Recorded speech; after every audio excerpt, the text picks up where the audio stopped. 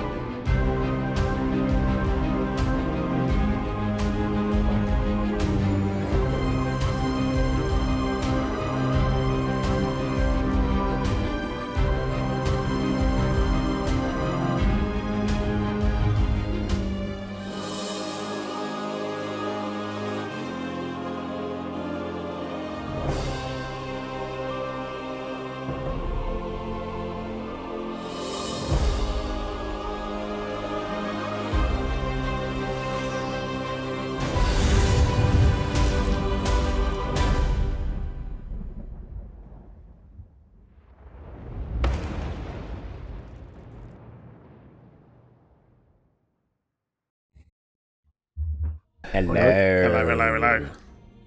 Right, I'm going to ask our audience to settle a debate we're having just off screen there for us all, because none of us can remember. What is the green stuff that Bane injects himself with in the Batman comics? Is it venom, or am I making shit up? Anyway, while you're all doing that, let us run down our lineup and then descend into the inevitable chaos that is episode 117. So I am Matt, I'm your game master and your dungeon master, or whatever you want to call me this evening, that's where I'm at. Whatever you want to call me tonight, I will be NPCing and role-playing a lot of people tonight. So bear with me, folks. My brain is running on half speed, and I will get there eventually. Hello, I am Dave, and I'm playing Jewel of Shadows, the female Tabaxi rogue. Hello, I'm Danny, and I'm playing Lex Ordo, the UNT sorcerer, and I've googled it, and it is the venom serum that Bane uses. There you go. And you being on half speed means I'm going to try and take advantage of that. You take advantage of me, never. I was going to put money on it being Mountain Dew. Not sober. Hi, I'm Steve. I'm playing Suri, who is a man who is a druid and also an elf who is a fighter. There we go. Yeah, is the man the druid? Is the elf the fighter? Do they mix up? Like which half and half? It's not a philosophy sermon, mate. No. Very good. So the first thing we need to clear up is I did promise, and I was reminded just before the stream, that you all were given or managed to collect various potions before you ascended or went on your journey, if you like. So you are going to get 6 potions of superior healing. Each? No. It's 6 worth trying potions tonight, of though. superior healing.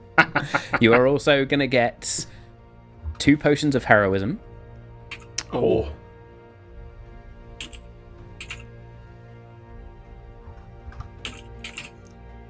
Are we taking 2 of those superiors each? Yeah. Yeah, but Sorry, and 2 of Heroism. 2 potions of heroism and 1 potion of flying. Oh, who wants the flying? And the other 2 get the heroism. I can fly anyway. Lex, do you want it? I could technically fly with a spell. Okay. Jules a bit like, I don't need to fly. All right, I'll fly. That's what I was thinking. Like, she's Yeah, pretty good. I'll fly. It gives Movement's you not an issue for her. And it's flight without a slot and without concentration, Yep. which is pretty good. Cool. So how many potions of heroism? Was it 2? 2. So 2 potions of heroism. if Jewel and Suri take those, if you've got flight. Yep. Yeah. Deal. Nice. Good. Excellent stuff. So, my friends, shall we begin? No. Sorry, I was going to say that also works really well, Danny, because it gives us temp HP, which you were discussing before we went live, you can do to yourself. Yes. So, And balance is restored. yeah. I feel like you owe us some aid hit points as well, don't you? I will be casting that momentarily once Matt's done the I prologue. thought you were- Unless Matt's I thought prologue you is were roll already initiative, and then I'll do it first. Okay. Gonna You attack the land beach. in this dark, glassy lake of water. Around you is darkness. Everywhere is now classed as dim light. And I mean everywhere. Yes. Sorry. Occasionally, as you look out beyond the lake, and you do see this bone-like causeway that looks like it is 6 inches or so beneath the actual surface of the lake, that runs across the whole thing. There are a number of lanterns, but their light does not go very far, 5-10 feet at most. The water barely ripples as the ebon mirth almost glides very slowly, but is slowing down as well, almost to a stop. Ahead of you, you see a cobblestone path that weaves away.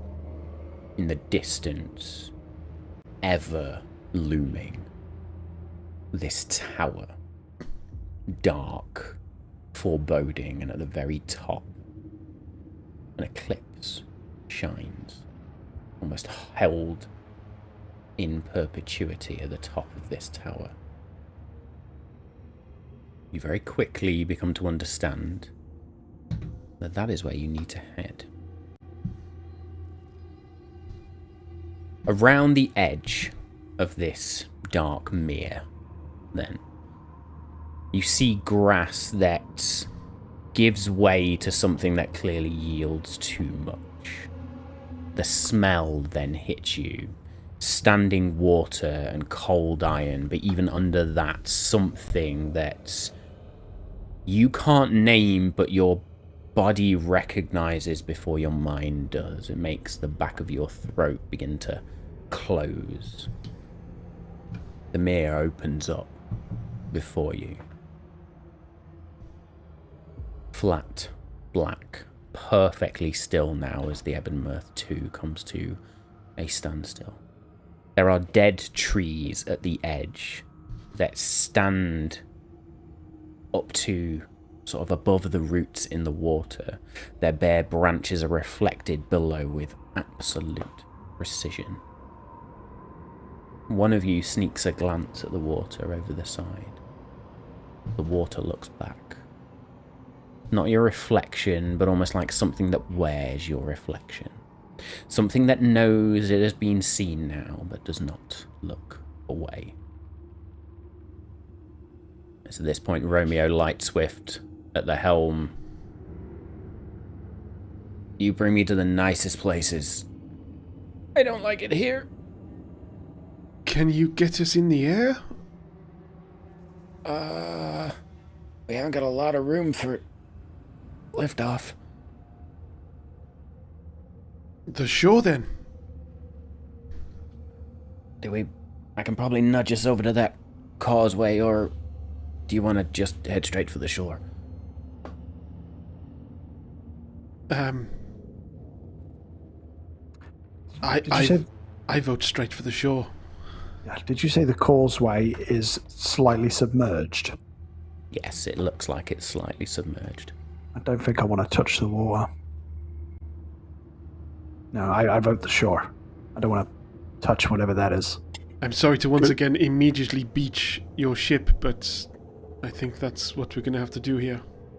Yeah. Good thing it's not mine. Full sail! Can we follow the causeway towards the shore?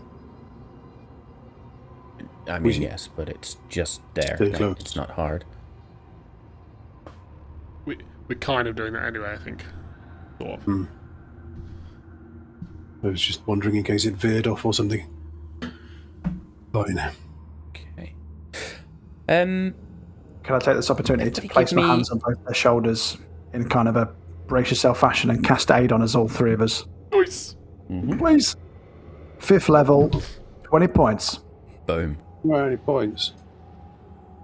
So that's Add a that to your max hero modifier.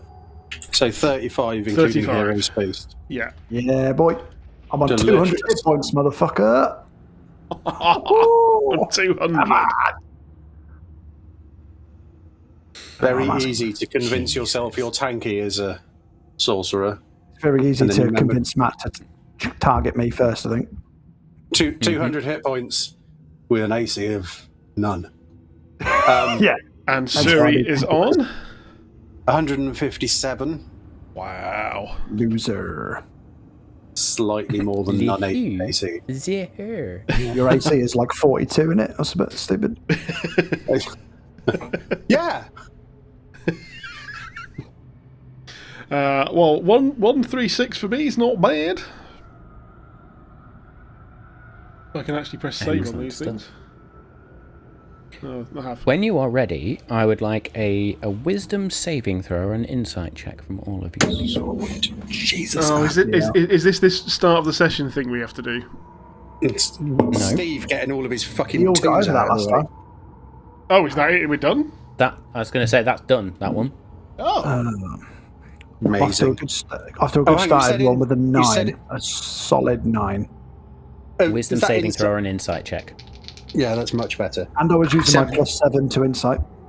17. Insight. You're good at insight, ain't you, Joel? 18. 18. Anybody that got an 18 or below. Ooh. Oh, fuck. Sorry, no, if you got below an 18. Yes. The DC was 18. Kidding. You hear a voice, and it unnerves you. Your next check is going to be at disadvantage. Jewel, however, you hear a voice that, while the others hear it discordant and unnerving, you hear it clear and true. Something that seems to pass underneath the boat. cometh.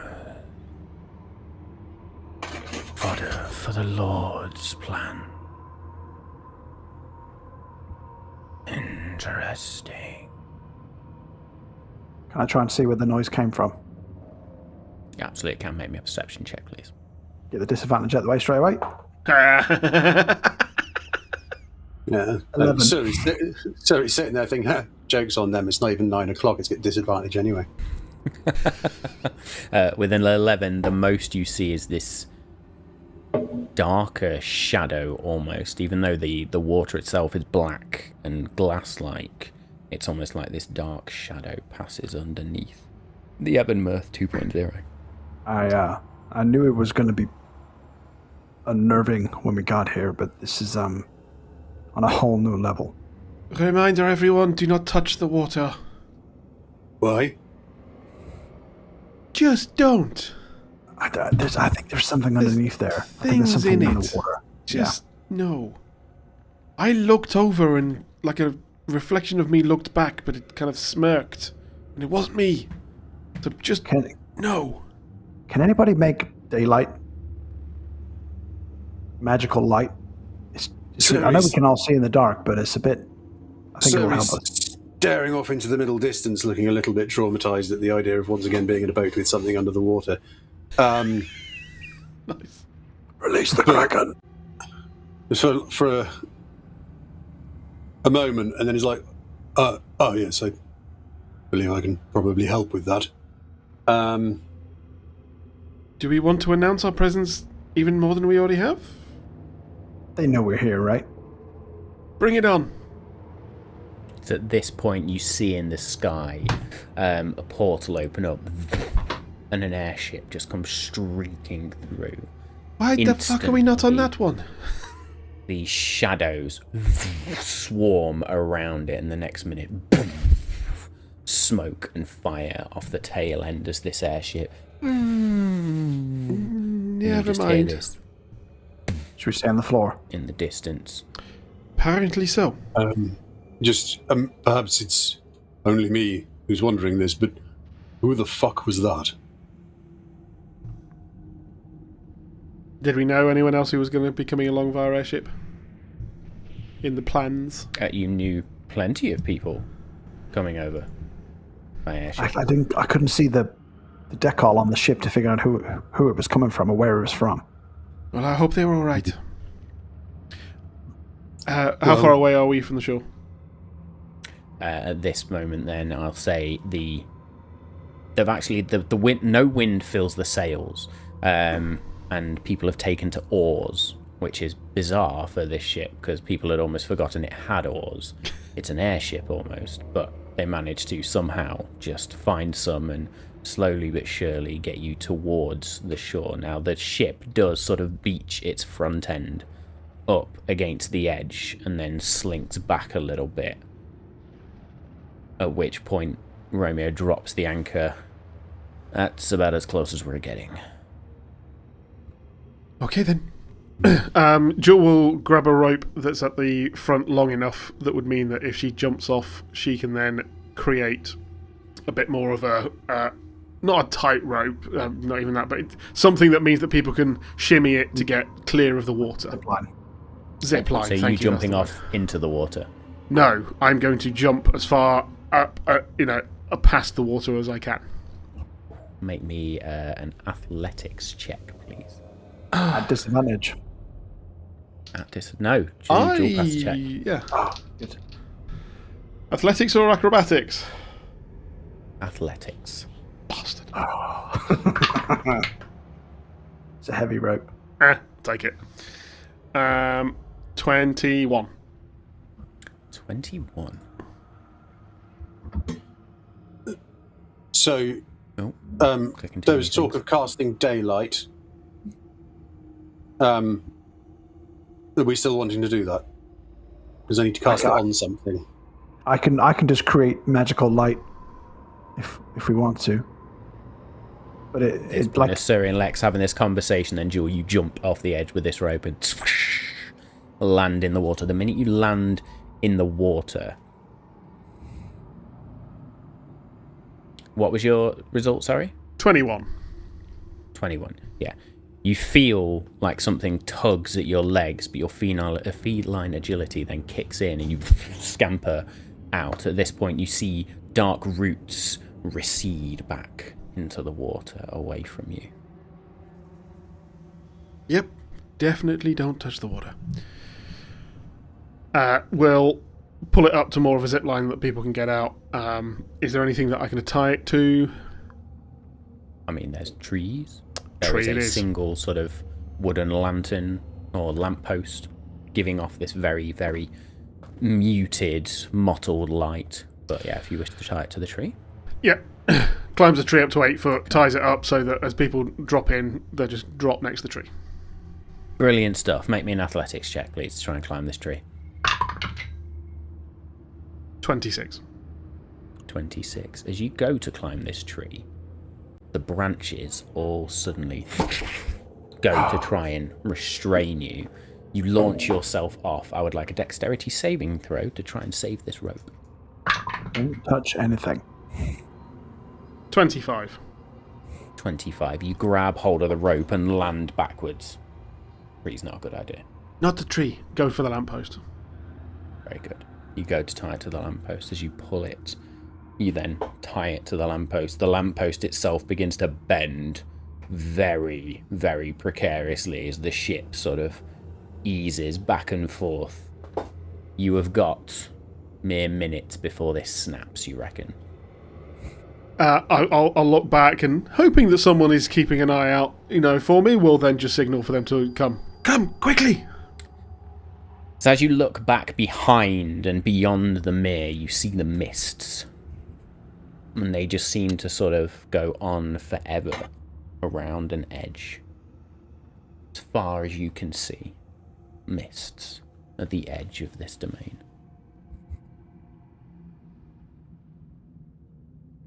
Well, come on! So when you cast in daylight, do you have to cast it on something not worn or carried, or can you cast it on whatever? I mean, I can cast it on something that I'm carrying, but I was thinking if we were to find something that was a little lighter, we could, put it in my pocket if we didn't want to let everyone know who we were. Yeah, deal. No. I'll start to shimmy down the rope. Excellent stuff. You shimmy down the rope. Make me an athletics check, please. I'm really good at these. 6! Fuck. You go to shimmy and then slip. Can I your try hand and catches a grab him? wet bit of the rope. Oh, you absolutely can. Make me either an athletics check. In fact, yeah, make me an athletics check, please.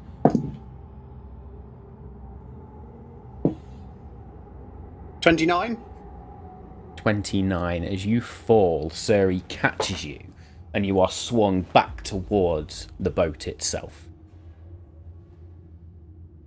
Can I try and actually swing him back up onto the deck? Like using momentum? I'm going to the ask shore? for another athletics check based on that. Can you swing me to the shore instead? I could have, but I didn't think of that. So it's a 24. 24. You swing him, and he manages to sort of catch onto the edge of the Emmermirth 2 at this point. Right, I'll kind of pull him back up. Be like, probably easier if I give you a boost. Yeah, I'm not very good at this. So I'd like to do like a foot up boost. Suri is planning on launching Lex pretty much as far inshore as he possibly can, because he's assuming that Lex's jump is basically what anyone else would consider just like a face plant, based on recent evidence. Okay. Make me a straight 3. strength check, base Suri, and Lex, I want a dexterity check, please. I will argue acrobatics if you wish. Same number. Are you sure you want a straight strength check and not an athletics check? I'll allow athletics, yeah. That's good. Good, because I got a 5. Well, that's not. I mean, it's still not great because at advantage, my highest dice was a 2. Lex, you are launched into the air. It's 12 total. You are launched into the air and splash into the water. You sink for a moment. The water here is only maybe 7 feet deep at this edge of the ship. You see the shoreline approaches very quickly, but in that moment, as you float or sink and then begin to rise again, a dark shadow begins to flow towards I've got a cantrip called Bright Sparks, where sparks fly from my finger and I light up a 60-foot radius with blue light. So this is electric sparks, yeah? It's not electric sparks because I'm not that stupid. It's just sparks fly from my fingers and generate a bright blue light. Very good. Even in the water, even though it says bright blue light, it feels muted. But as this light shoots off and this shadow approaches, you see an aberration of a creature begin to flow towards you, or swim towards you, I should say. You see, in this moment, I would usually banish it from whence it came, but I just happened to be in the same place from whence it came. Jewel is going to run up to the water's edge, not touch the water, in the hopes that she can help, but she is not going to help. So Suri is going to use some of his recently gained, and I think mentioned on the podcast actually, nautical knowledge, and grab one of the small wooden pegs used for securing things on ships, cast daylight on it, and throw it at the water, shouting, "Here, catch this dildo!" Was that a comma? Like, are you catching a dildo, or are you calling Lex a dildo? I can't tell. And he is then also going to launch himself off the ship towards Lex into on the basis water. that he's probably going to be slightly more useful in water than Lex is. All of you now see these blue lights and then this daylight, which only goes to half its radius in the Mournweald, drop into the water, and all of you now see this shape that fills the mere in a way that makes the mere feel smaller than it is. A torpedo-shaped body, perhaps 20 feet long. A bulk that displaces water in slow, deliberate waves as it moves, which it does not do urgently. Flesh the colour of something that has never seen light. A deep, pale grey-green, almost translucent along its flanks, shot through with these darker veins that pulse with the internal rhythms of the creature. 3 red eyes blink slowly in sequence along this upper ridge of its skull, independently of each other. The pupils are not round, they are the shape of collapsed ellipses, horizontal slits that seem to track movement. From its underside, 4 long ribbon-like tentacles trail behind it, each between maybe 10 and 15 feet long. Again, moving with this slow, considered motion of something that belongs in the deep. Its mouth, when it opens, reveals not teeth, but these concentric rings of cartilaginous ridges darkening back towards the throat. Nope. Before you is an aboleth. Wow. I would Google it, but I can't spell that. Yay! What do you do in this moment, Lex? Panic. Okay. Come on, guys, get out of the water. Suri, you I will try and land swim in to the the shore, water as obviously. your dildo of daylight now rotates around. I've just Googled aboleths. They're fucking nightmare fuel. Yep. It does not surge towards either of you. It waits almost, ponders, and then a voice. Go on, Suri. I was going to say that as soon as he's landed, he would grab 4 the Dildo of Daylight and also just like Lex by the back of his collar in a like, let's go, and starts like hauling Lex out of the water as quickly as possible. Because whilst Suri doesn't necessarily know what this does, Steve does. As you do, this voice emerges in your minds, deep, slow. You are purposeful, Creed. I can tell by the direction you move. Things without purpose drift, yet you do not. I have watched purposeful creatures move through this domain for longer than civilization has had a word for time. I know where they go. I will offer you something. You will be suspicious of the offer, which is reasonable. You don't know what I want yet, but I will tell you. I want you, or I want what you remember. Specific things. In exchange, I offer specific things. This is the only transaction I conduct. Think about whether you want to begin.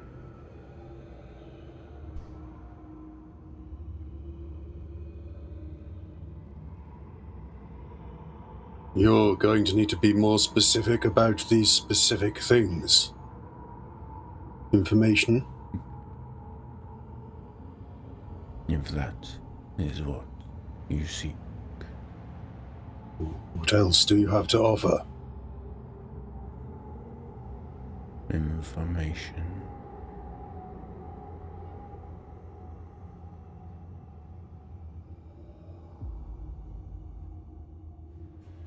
And you want memories? Yes. You will offer me a memory. Not just any memory, a real one. Something that matters to you, or mattered, or that you have carried without knowing why. I will take it. It will not be gone.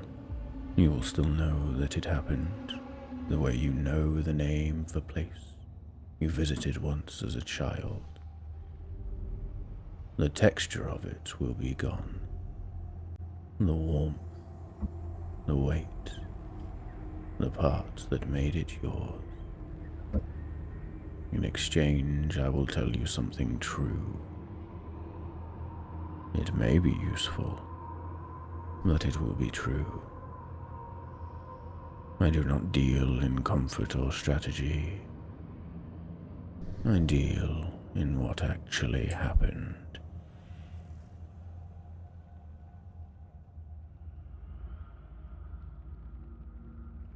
Mm-hmm. And there's no other downside than this loss of texture. I know where it is you head. There is no reason for me to take anything else.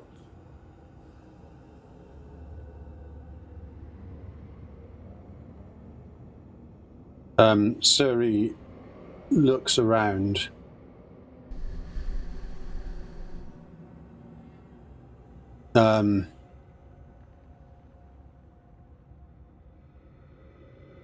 And go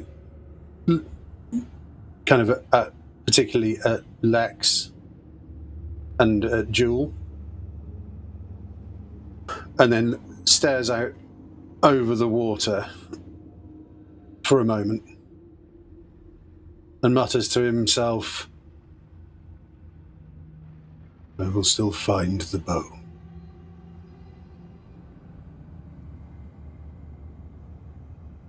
And you can have the memories of my family.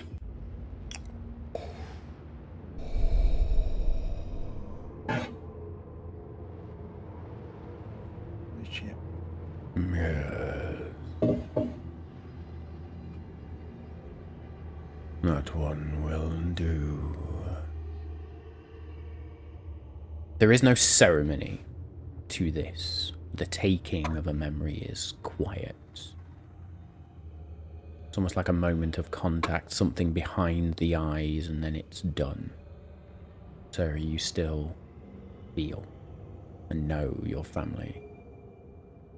But the feeling around those memories are now flat. The way a photograph itself flattens a moment. You may ask. I will decide what to tell.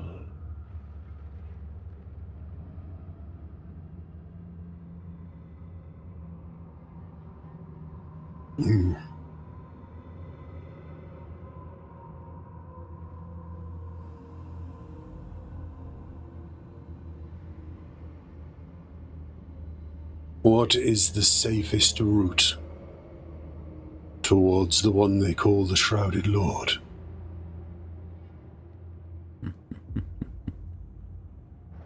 He had a different name when I first observed him.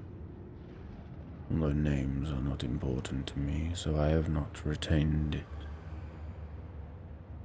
There is no safe passage to where you seek to go. There is only the journey. Each with risk, each with danger. You assume you are already, or not already, understood in this place. Like he doesn't already know you're here.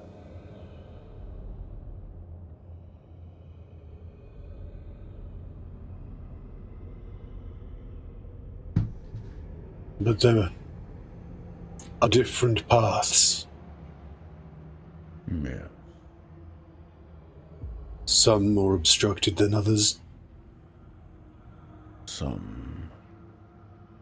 The woods house things and creatures.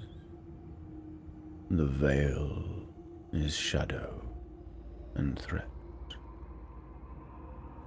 The mere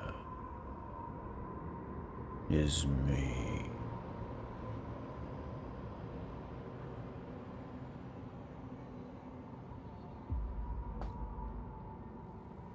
Feel like Jack Sparrow. Well, that was just maddeningly unhelpful. Well, Didn't say it'd be useful. He said it would be true. we have no quarrel with you. Nor I with you. Purposeful creatures.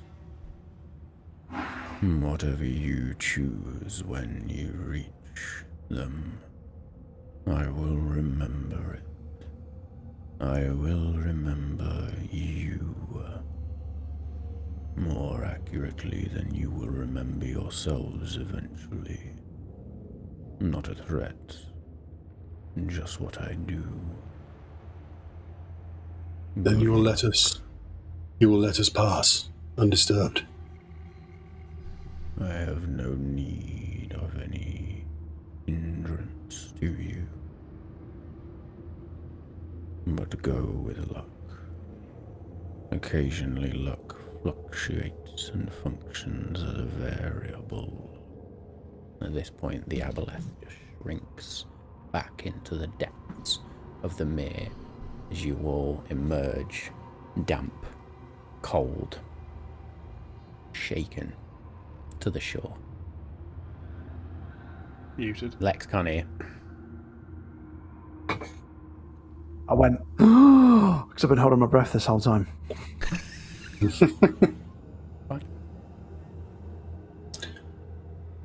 I think Suri's going to activate his ring of mind shielding.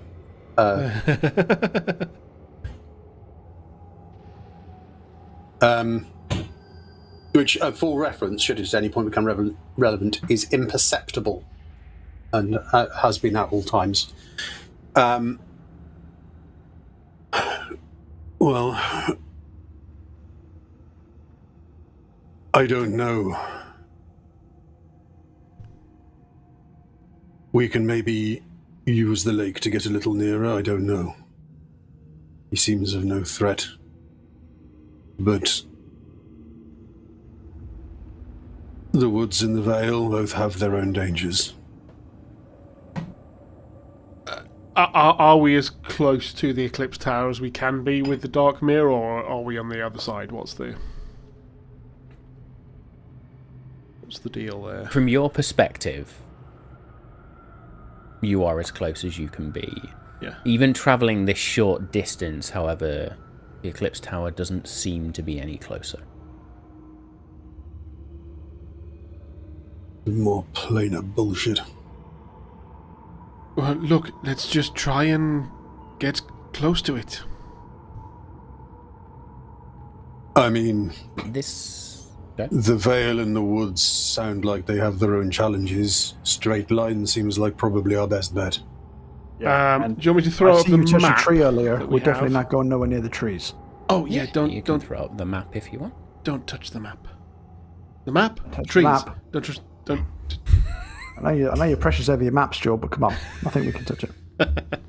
So, in all seriousness, we just, the only thing between the Eclipse Tower and us at the moment is the Shadow Court. If we want to go around it, we want to avoid the mist, and therefore kind of just go and closer to the woods, but not actually into them to get round. So I'd say that's the best way of going. Vale of Shadows we shouldn't need to go into. However, if our path takes us there, be fucking careful. Yeah, I will avoid that at all costs, thank you. I mean, also bear in mind that this isn't necessarily every single building on that map is inherently hostile and just full of enemies waiting to spill out. I mean, slightly above table, this is a plane, demi-plane, something like that. The Shadow Court may hold things that we can potentially benefit from. I think we've also, in-game, just realised, maybe could potentially get an understanding of, not everything here will be our enemy. Some may be here for desire, some may be here because they are trapped. Again, Jewel doesn't know much about the Shadowfell. I know little. But then not all of them want to be there. Yeah. Try and talk our way out of stuff if we can. And if I was going to really go above table, Matt has repeatedly used the word domain, which suggests that this is almost like a self-contained reality within the Shadowfell, or adjacent to it, or something. So, on the basis we're not that far from what might pass for civilization, I would say there's maybe an argument for tentatively seeing whether we can make contact with people if we see them and they're not, like, I don't know, roasting babies or something.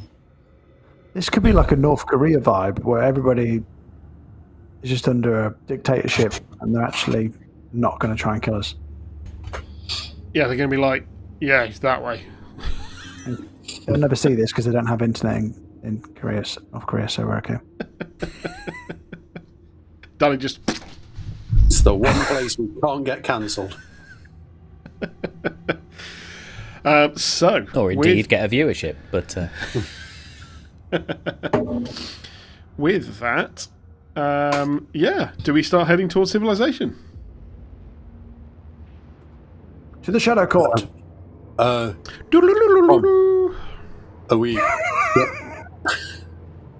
we going to help any of the others to get off of the ship, or just, leave them bobbing about? No. That's a good point, actually. Do we...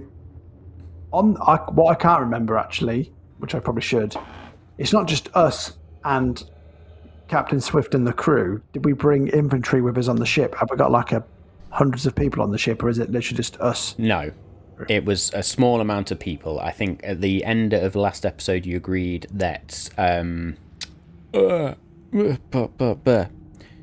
Oh my god, NPC names. The Warforged Paladin, Mace, Yeah, got there in Mace. the end. Mace would go with you, and then you've got the crew of the Ebon Mirth. Now, you are free to take whoever you Didn't want with you. Leave them. We've got a here. wizard as well. Oh, and that druid. Was it Brom? Brom. Brom, generic wizard number 11 from the Crystalline Isle, or the Tower, or something, I don't remember. Yeah. And then the gun lady and the crew of the what's it? Yeah. Look, let's. Can we just say, therefore, that we help them all get down? If we all like shore up the lamppost enough so that they can all get off the ship, they can bring tools to help shore themselves up. Probably even try and drag the ship on shore if they need to. Whatever. But we spend a short amount of time just helping them, and then go. We must go. Very good. Romeo at this point turns to you and says, "No offense, but I got you here. I'm sticking with my ship." Please do. Understandable. If anyone else comes through, as we have requested a number of people to come through, guide them in the right direction, preferably in the way we went. We're definitely taking Mace with us, though, right? Yes. And leave the thing in the I lake am alone. most certainly following. Oh yeah, and don't touch. Try not to touch the water, and leave the massive creature alone. It doesn't really care about us, but don't poke the bear. You can see Grodmar literally with a stick about to poke into the water. Oh. Chucks the stick away. Think Kraken, but worse. We may need to. That was me hoping you were going to crack a joke. No, that's too soon. We may need to beg to differ on that one, Jewel. Okay, Still, Kraken is his trigger word. cool. Let's go. We'll start heading down what Mace presumably are follows. like roads here. Yeah. Mace follows you. The only other crew member that follows is Vala. Brom? Brom stands for a moment and then looks to where that ship came through. If it's all good and well with yourselves, I would like to go investigate. They may need help. They may need healing. I will try and regroup with you later on. Please do. We're heading for that. Pointing at the Eclipse Tower. Figured as such. Can't Are you miss it. taking? I'll head Are you towards it. taking the wizard? 11. Yeah, they're coming with me. And that's how you get rid of all the NPCs you need to voice for the next hour and a half. Well done. Alright. Very good. Awesome. So yourselves, Mace and Valor, begin hurrying along this cobblestone road then. It is quiet. Cloud sort of filters around, but everywhere at the edge of your peripheral, mist. It's almost like they feel as if they are beginning to close in. You come to a small wooded area before you reach the Shadow Court itself, or the area you believe is going to be the Shadow Court. A road that bends and winds. And trees begin to grow oppressively around where you are.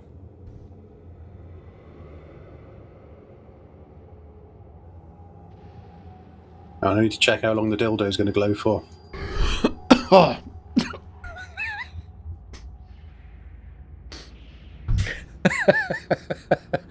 Fantastic. How long has that battery been charged?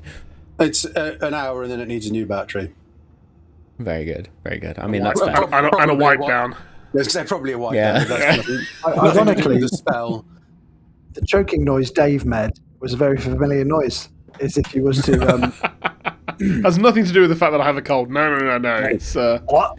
Yeah. Hey, quick, hide this. I love it. We're in a dark and scary place, and we have a dildo of daylight. Why not? I also was going to make the joke the fact that we're fucking skipping down this road like if you're off to see the wizard. Yeah. At the periphery of your vision, then, not only the mists, but you can see shadows moving, shapes. Nothing seems to get close to you, and nothing seems to approach you. You turn a corner and see two particularly large roots bursting out of this cobblestone road verges either side of you with trees and what little grass you can see there. Someone stands in the street ahead of you. Again, it's almost like your body confirms who it is before your eyes confirm it. They haven't changed. That's the first thing. You say Callum. Fuck. You've crossed a domain of dreads. You've walked through forests that eat light. And here, Callum stands. You bastard. In the grey street. Looking exactly as he did the last time you saw him. The moment really before everything changed. The moment before you understood what the preceding months had been. Same face, same posture. That posture of someone who is arrogantly comfortable in the space that he occupies. Someone who's never needed to make himself smaller to fit anywhere. He watches you approach. He's been watching since before you turn this corner. Not pretending he hasn't. Around his head, three things orbit slowly. 3 porcelain masks that just rotate. One glowing with blue and then red light that fluctuates. One wreathed in shadow and another one with these tendrils of void energy around them. The triumvirate. He lets you close the distance. He doesn't move towards you. He waits in a way that he always has waited. When you are close enough, finally he speaks. Well, darlings, took you longer through there than I predicted. The mirror must have gone well. Great. Now we've got 2 dildos.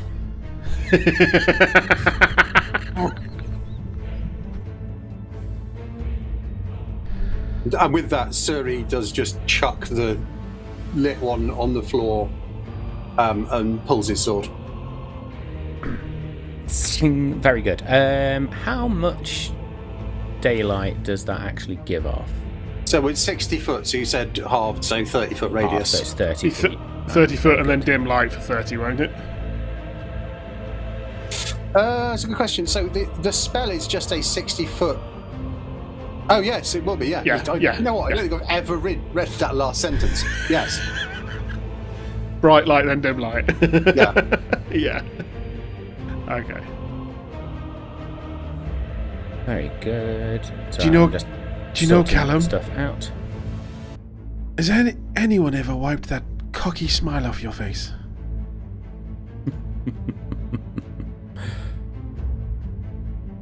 You refer to it as cockiness.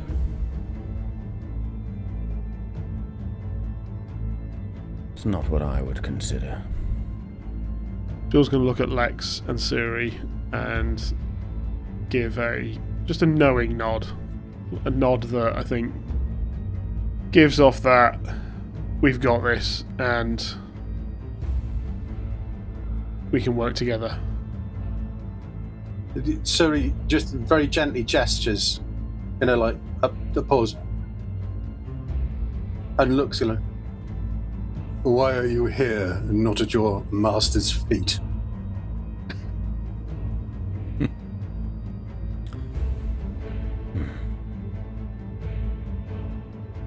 You know, he didn't recruit me. He's not my master. That's not how this works. I found the philosophy first. In the Feywild. The spaces between the courts.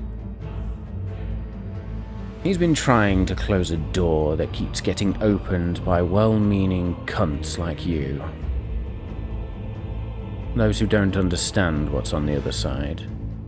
He's the most patient thing I've ever encountered. So I am not his to just command. But I am going to be your latest hindrance.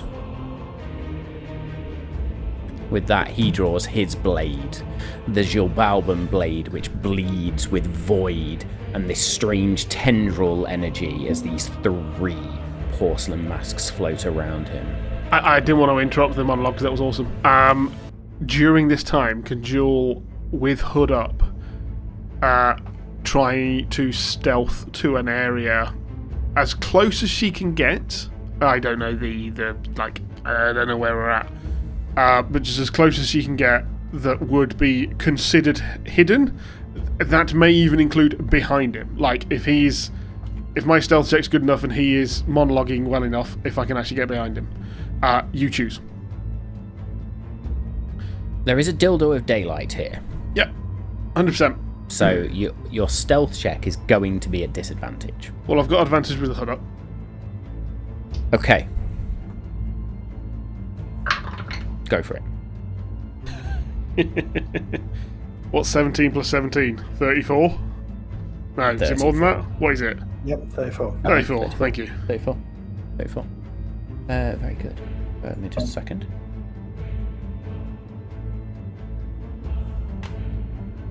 So yeah, I don't know whether any trees, buildings, bushes, anything, or whether I do actually get around him, whether I make it like off to one side while he's distracted into darkness and then round. Whatever you say I can do. I just want to be in a position where he's not looking straight at me. Okay, I will say you sort of creep behind the party and then disappear behind one of those big root growths that emerges out of the cobblestone. And Vala just sort of slinks in next to Suri as Callum closes his eyes almost during his monologue.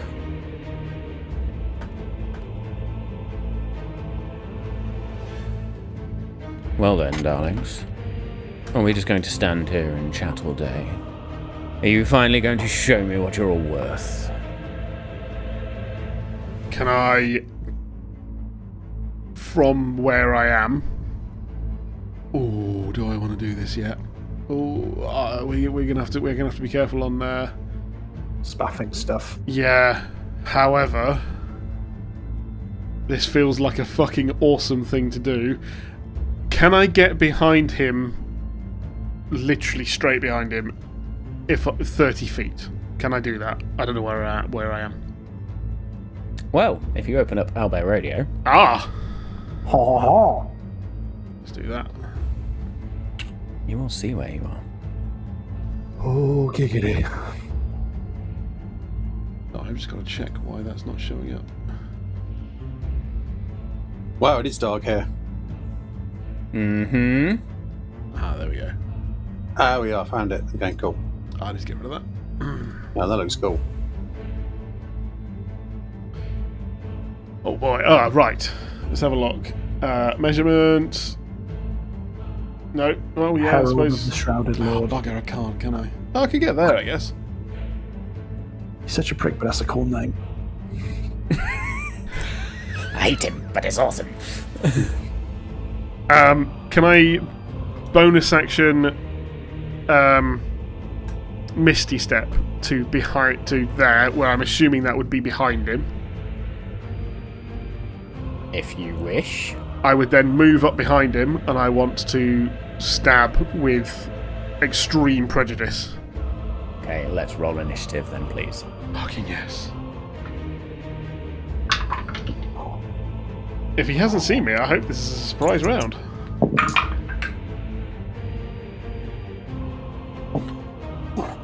Hot tits! I got a double-digit initiative roll. Come on! Nice! Hot tits. Okay. Sorry, I've been. It's a bad influence of my recent reading. It could still be a 10, though. It is. So, Jules, scores on the doors, please. 19. Me 19. too. Ooh, Lex with 19. Yeah, Which means, Jules will go first. And then Suri. Right, 15, which I thought was actually the highest possible score. Very good. Jewel, you go to then sneak up behind then. I will give you a surprise round. Oh, thank you. So I'll do 5, 10. I don't know why I've got that on. Turn that off now. And because I am hidden from him, that will give me sneak attack. I don't need anyone else next to me. And I'm going to stab. Now then, lads, do we think that we want to use necrotic damage on him or psychic? Psychic damage. Dusk dagger. To the back. With advantage is a 25 to hit. Your blade goes to stab into Callum and he turns into shadow. Of course he does. And appears in the centre of the road as he uses a reaction of paradox reversal. And Jewel, you are going to take 3d6 points of psychic damage. Fuck a duck. I know we didn't want to spaff 11 the big points of stuff. psychic damage. I might have to spaff the big stuff. We need to roll for Valor and Mace. I may have already done that. Oh, okay. In this moment, Lex, you feel something attach onto you. There is now a spectral tether from one of these masks and to you.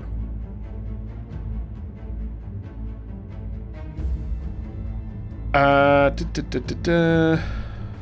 don't like that.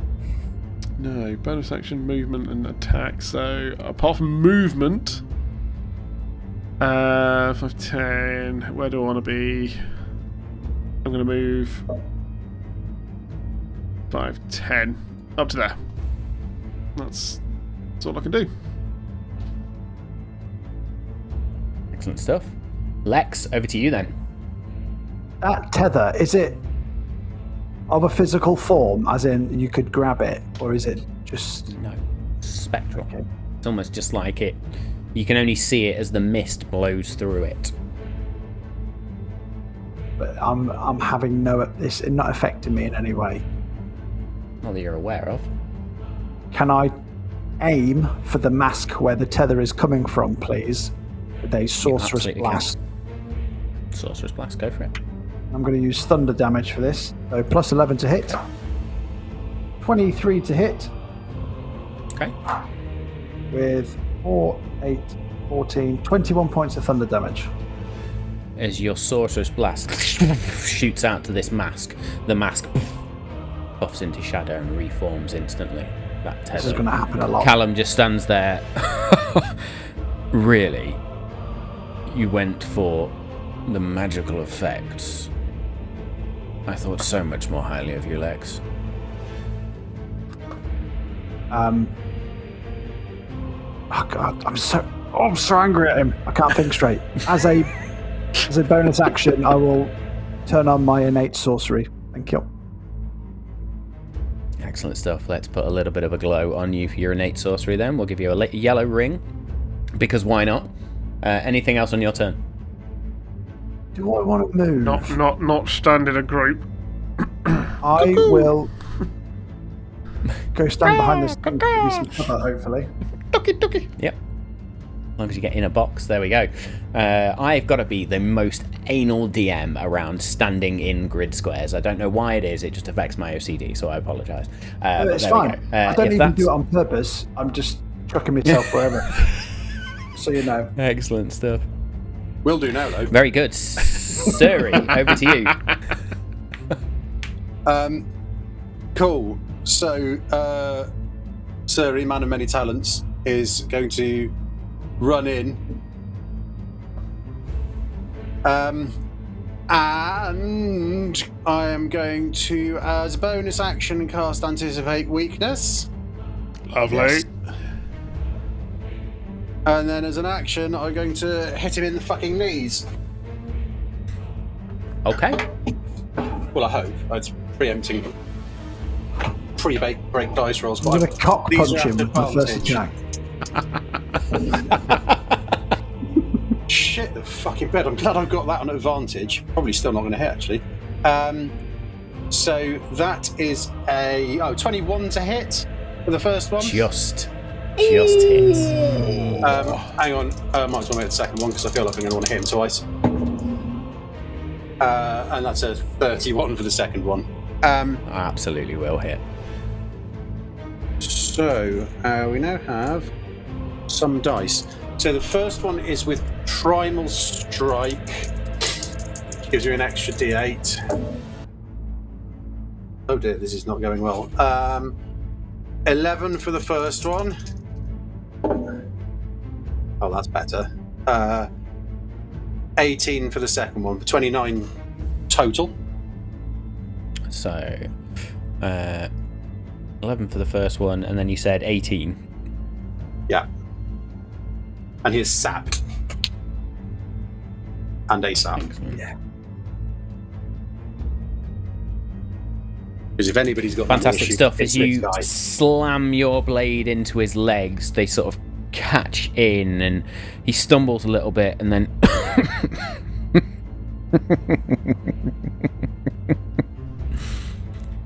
ah, yes, the newbie. How did they talk you into this? Weren't there more of you? They just showed me a picture of you. Brilliant. That he just sort of waves his hair behind him. Anything else in your turn, sir? No. At this point, Callum then rolls his shoulders back for a moment. You asked me why I was here. He sent me because I am the most efficient vector for his information. But first, I think we need to even up the odds, and I did not come here to fight with lackeys. So you two, clicks his fingers, and Valor and Mace disappear into shadow. There was no point fucking bringing help, was there? Just to clarify something, is this the start of his turn? Yep. Cool, I'm going to use a reaction to cast a spell called something. Seer's Reaction, which allows me to reroll my initiative with a +5. Oh! So I'm now 16. Am I just about improving my situation with a 16? But that's all I need, because if it is higher than the current place in the initiative order, I take my next turn immediately. Oh! Very good. In which Can case, I also reaction counterspell him trying to get rid of those two? yes, go for it. So I'm going to say the spell still casts, but then Suri, you essentially get an extra turn in this moment. Cool. But we will resolve that counter spell in the moment. So that is a save, I believe, isn't it? Yeah. I got to do a concentration saving throw, yeah. Me or you? Me. Yeah, it's swapped now, and the caster of counterspell Yes, it has to now. And I got 24 and I needed to be to 20. So you go to counter spell. Callum just sort of looks at you. No. Okay. There is That's not how nothing this to is counter supposed to work. So does that mean I waste a spell slot still? No, technically, because Yes. well, you waste the counter spell slot. You've cast it. Was it not a spell though? That's the question. No, it wasn't a spell. It was an effect. Then he can't cast it. I actually think with the new counter spell rules, you don't lose that spell slot. You attempt to interrupt a creature in the process of casting a spell. On a failed save, the spell dissipates. No effect on the action bonus or action reaction used to cast it is wasted. If that spell was cast with a spell slot, the spell slot isn't expended. That's more to you wasting your spell slot or your reaction. So yes, you do use your counter spell slot then. So it was me being stupid, not checking he was casting a spell first before I try to counterspell it. Okay. Okay. Suri, over to you.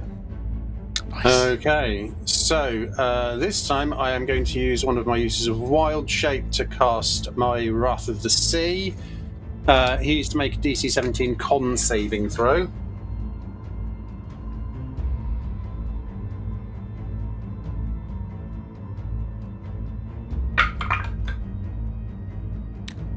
That, my friends, is a 26.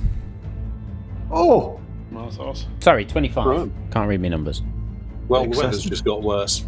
And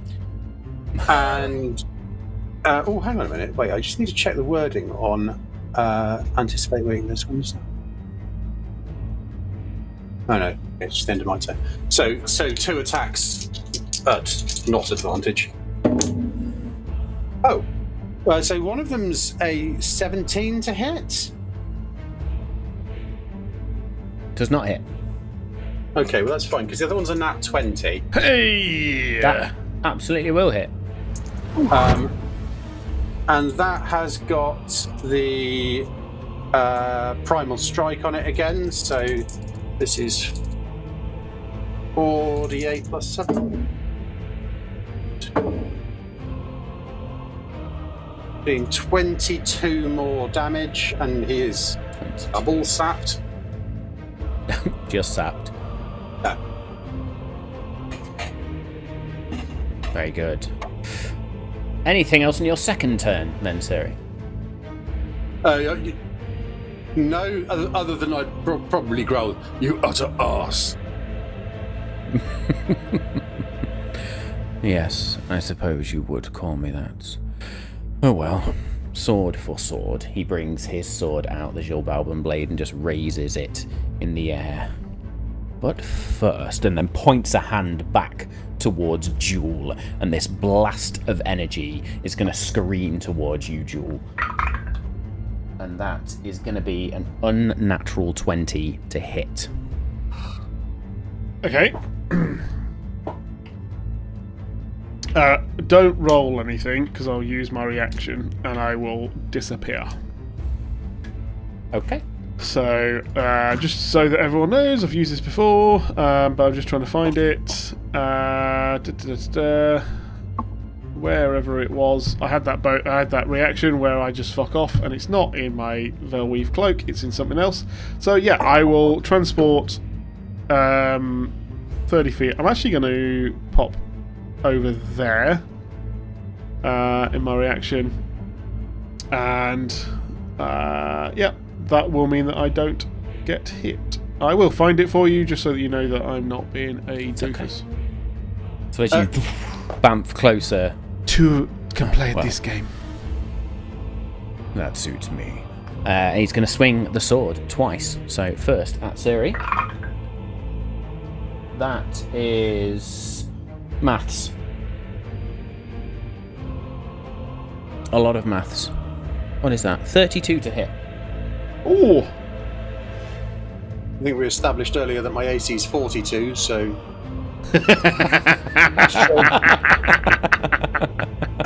Fine. So... one quick question As that may or may not be hits. relevant. The thing's floating around his head. Is that a spell? Is he concentrating on anything? No. Okay, No. right. Then whack away. So as this blade hits you, then you are going to take maximum damage from that piece. You're going to take 24 points of psychic damage. 1, 2, 3, 4. Shadow Jaunt, by the way, is what I'm using, everyone. So it is Jill can use her reaction when she's hit by an attack And to transform to 13 Shadow points of necrotic. And because you are not a construct, a plant, or an undead, you will also take an extra 4 points of necrotic damage. Does nobody do good old-fashioned slashing damage anymore? Yeah, me. Not in this domain of dread. And then a second blade swipe, almost as Callum swings that round, cuts through Suri, cuts through the breastplate and slightly into Suri, then spins the blade around, rotates it so it's almost a backhand swipe as he rotates and goes straight for Jules' neck. And that will be a 26 to hit. Yep. Pretty sure he's just going to hit every time. I'm not going to lie. That will be 18 points of psychic damage. What is that?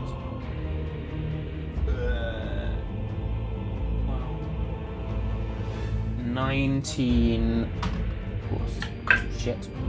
20 points of necrotic damage as well on top of that. Cool. As he hits, then, one of these masks glows. And you see it is the one that has sort of this void-like tendrils coming off of it. Suri, you are going to take an additional 12 points of necrotic damage, and you cannot regain HP until the start of Callum's next turn. Fucking hell. Super. What does that put Suri on? 104. Okay. So, and as Callum ends his turn, we are going to take a short break. Oh boy, this is tense already. Yes. Mm-hmm. Round one. Join anytime you like. Chop. I was going to get the first one in. There we go. So yes, we'll reconvene in a few minutes and see where this goes with Callum, the Herald of the Shrouded Lord. But yes, the party was never going to get through this domain unscathed. See you in a few. I need another way. Well, hello. Hello and welcome, Raiders. We are in the mix right now. We are in the domain of dread. We are in the Mournweald. We are making our way to the Eclipse Tower. But an old ally has stepped out of the darkness on this journey as Callum now faces our friends and the Planar Detective Agency. So we're going to get straight back into it. And at the top of the round, there is a burst of shadow energy as Valor Zephyr just sort of shakes off this effect. Oh, you really are a cunt, aren't you? And she's just going to take two pistols, spin them out, take aim, and it is going to fire. And I'm going to make this easier on myself. So she's going to fire that one. That one's going to miss. First one, bullet just catches the roots behind him. The second one also misses. Thanks for turning up, Valor. So she shoots off. She gets 3 attacks per action. I just need to check her reload as well, which I believe now. Bum bum bum bum bum. She can do as a bonus action, that's what I thought. So yes, she will then quickly bonus action reload on one of the pistols and then fires again. That's better, that time with a 29 to hit. She's going to turn that into a violent shot. She's going to extend a grit point. And as a result, when I can actually read it, she gets to roll an additional weapon damage dice per grit point spent. Oh, do you know what? Let's spend 2 grit points then. So that's going to be 3d10 plus 4.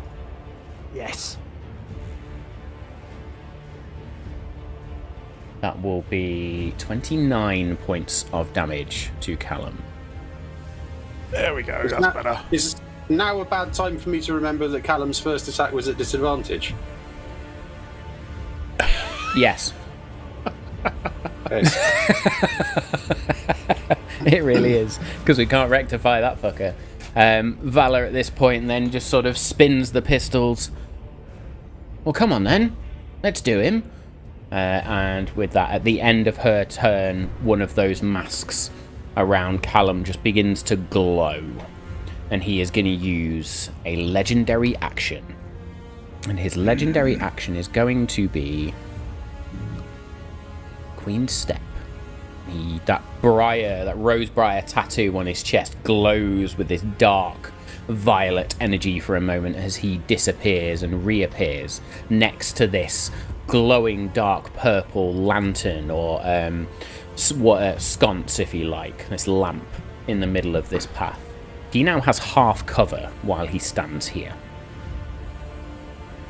Okay. Half cover is +2. That will be his... half cover, yes. Let's double check. Pretty sure it was +2. It's +2 and +5, and I can't remember what that is. Half cover is a +2 bonus to AC and dexterity saving throws. Okay. So with that, we are then over to Jewel. Is there anything on his person, as my free action, that I can perceive or investigate, perceive probably at this distance, that is in particular assisting him at this moment? A talisman, a necklace, a bracelet, anything that might be empowering him? Make me a perception check, please.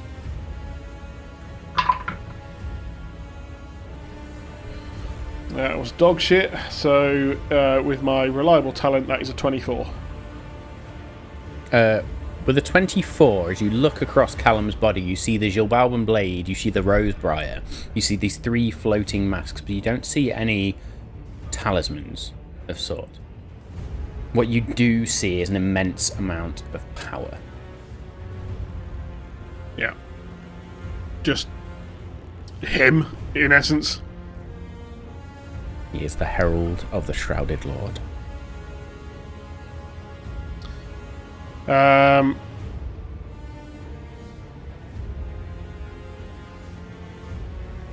Guys, do you think it's worth me healing myself, as I can get close to him and attack him again? Or do I...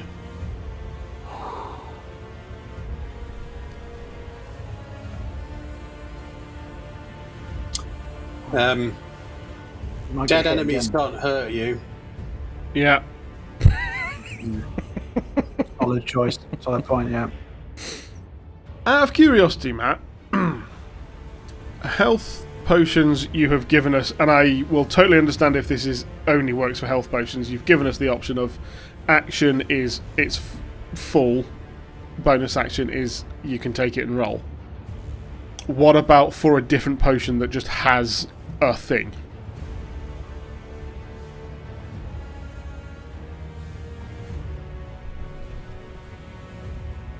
I'll allow you to pop it. For a bonus action? That would like his hard. Yeah. So I have kept this since, I don't know, possibly low double digits episode. My last potion of invisibility. I am going to pop that motherfucker as a bonus action. Excellent stuff. Shall we see if I we've should got a have spell? dropped the empty vial, though, otherwise there'd just be an empty vial floating in the air. Glassed I him don't with it. have... No, that's alright.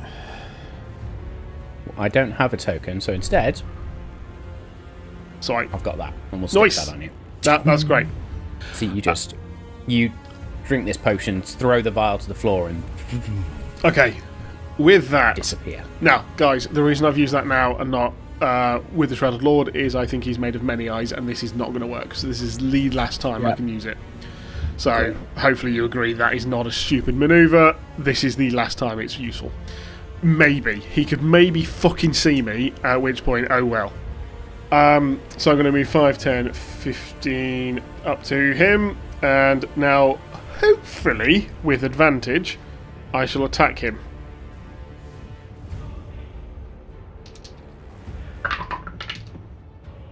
That is a 26 to hit.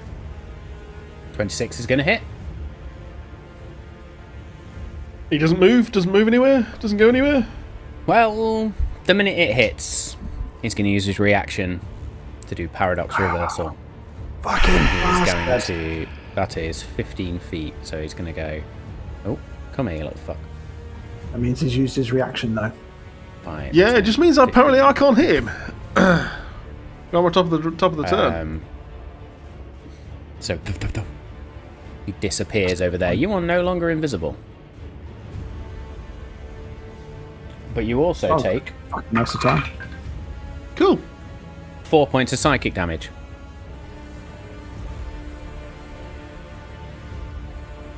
Again, he's just Okay. going to hold that blade. Close, darling. So very close. Well, that's my bonus action and movement and action, so yeah, that's my go. Very good. At the end of your turn, then, the second of the masks is going to glow, as that one with the void energy, it almost looks like it's gone grey and lifeless for a moment. This time... Ooh.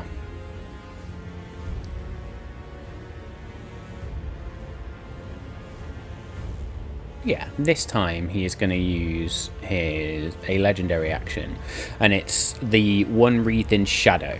Shadow wreathes around him almost as that mask fades, and he is going to use a legendary action to move up to 30 feet. 5, 10, 15, 20, 25, 30 to there. As he appears and steps out, Suri, I need a dexterity saving throw, please. What are you trying to do to me? Hang on, is this versus a spell? No, it's an effect as he steps out. Oh, It's a okay. magical effect. Well, I think we all knew how that was going to go. That would be a 9. No. You're going to take 4 points of cold damage. No, I'm not going to take 2 points of cold damage. Fuck you! As he steps out. But that will be his legendary action. We are then over to Lex. Sorry, I will also say that as I miss Callum, there will be like frustration in Jules. She'll be like, fuck! As she's obviously trying to hit Callum. Cool. As a bonus action, I will cast on myself and otherworldly guise, which is a bonus action, and I have to concentrate on it for up to a minute, so I will now be concentrating. So you'll just see this eminent light come from behind the stumpy tree, as you'll just see spectral wings come above it, and Lex will fly 40 feet up into the air, surrounded by mechanical wings.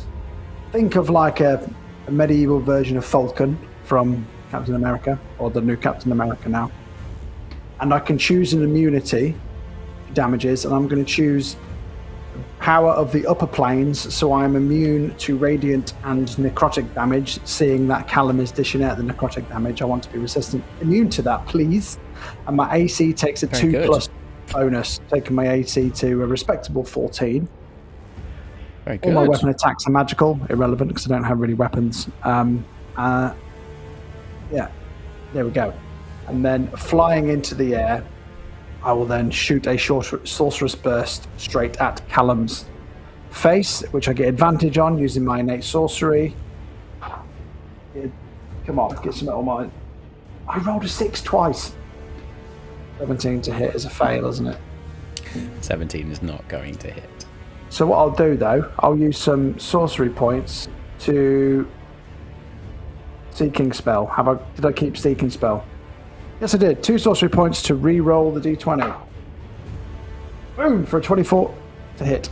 23 even, sorry. 24 will absolutely hit. It's As 23 that hits. so sorcerer's bad blast. math.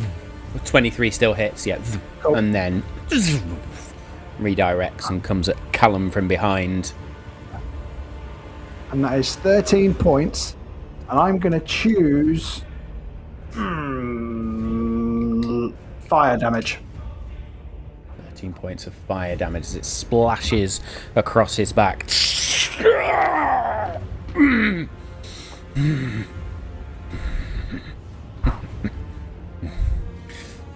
Lex. Lex. Lex.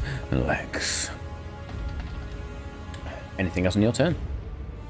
You've always been jealous of my power, is what I will say to him. Very good. Trying to taunt him away from the, Jewel and Suri. Effectively. At the end of your turn, as the shadow mask sort of comes back into full colour, where it had gone into sort of grayscale, he's just going to look towards you and point. You are a fuck. And he's going to shoot a blast towards you, which is going to be, because it's 120 foot range, that will be a... what is that? 31 to hit? Reaction, anticipate, attack. So you miss.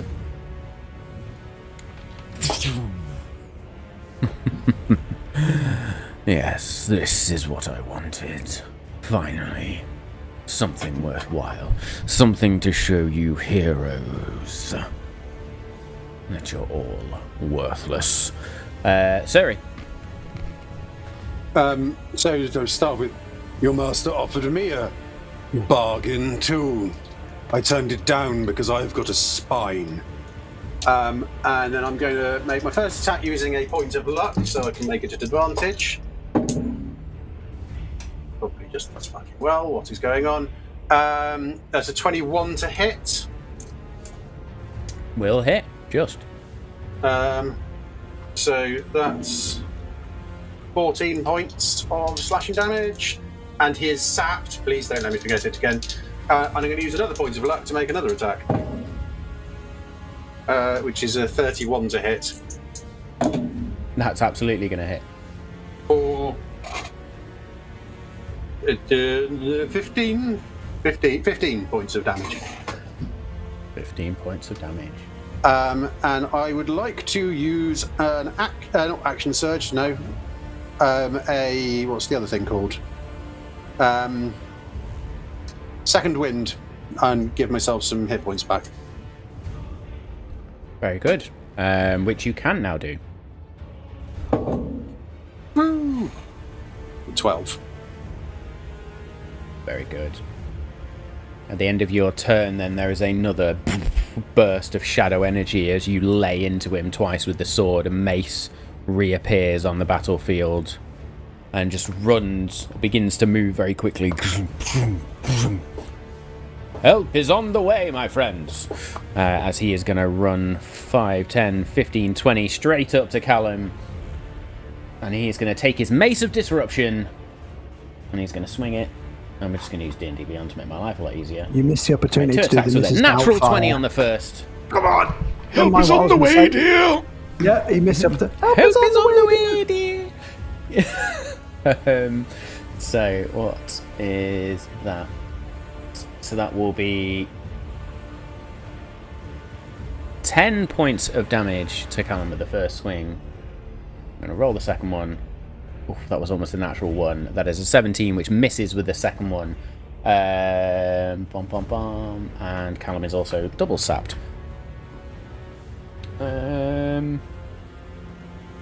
Sap stack. No. Oh. However, with that hit, Mace is going to channel a bonus action spell and use Radiant Strike as well as a result. So, did he get 10 that damage just on a me? crit? Yeah, Sad times. indeed. That's fucking depressing. And an additional 2 points of radiant damage. Oh, If right. it weren't for the suspicious frequency with which Matt rolls crits, I'd advocate for the crunchy crit rules. But none of us had last more than about one combat. Very good. That will be Mace's go then. I just need to double check. In fact, I think he gets radiant strikes without having to When you hit a target with an attack roll using a melee weapon, it takes an extra 1d8 radiant damage. So he will then look at bonus actions and will then place a hand, literally just almost shoves a hand into Suri's shoulder, and is going to use Lay on Hands to give you 50 points of health back. No, you don't need that much. 40 points of health back. Nice. Well, okay, I'll take that. I was just cocking up my hit points as we spoke, so excellent. Thank you. Very good. On your feet, soldier. And with that, we are then over to Callum. Callum is just going to stand there and sort of swing the blade a couple of times. Fine.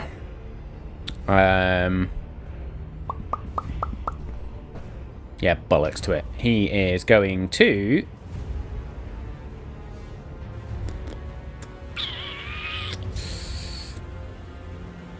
The ox. Boots and cats, boots and cats. Sorry, I'm trying to find a sphere in my... Bum tits, bum tits, bum tits, bum tits. If nobody's ever seen Beardy Man, by the way, do it. It's phenomenal. Made the mistake of showing that is my 9-year-old exactly video. the size I want. Oh, Because good. that is... Yes. Anybody in that area then, I need a dexterity saving throw. The only one who's good at that is outside of that circle. Is it a spell, And right? Lex, because is it a saving? No, this is a magical. Oh, sorry, it's a feature. Sorry, but because of that spectral tether towards you, you have disadvantage on this saving throw. That seems a bit harsh. Alright. Cool.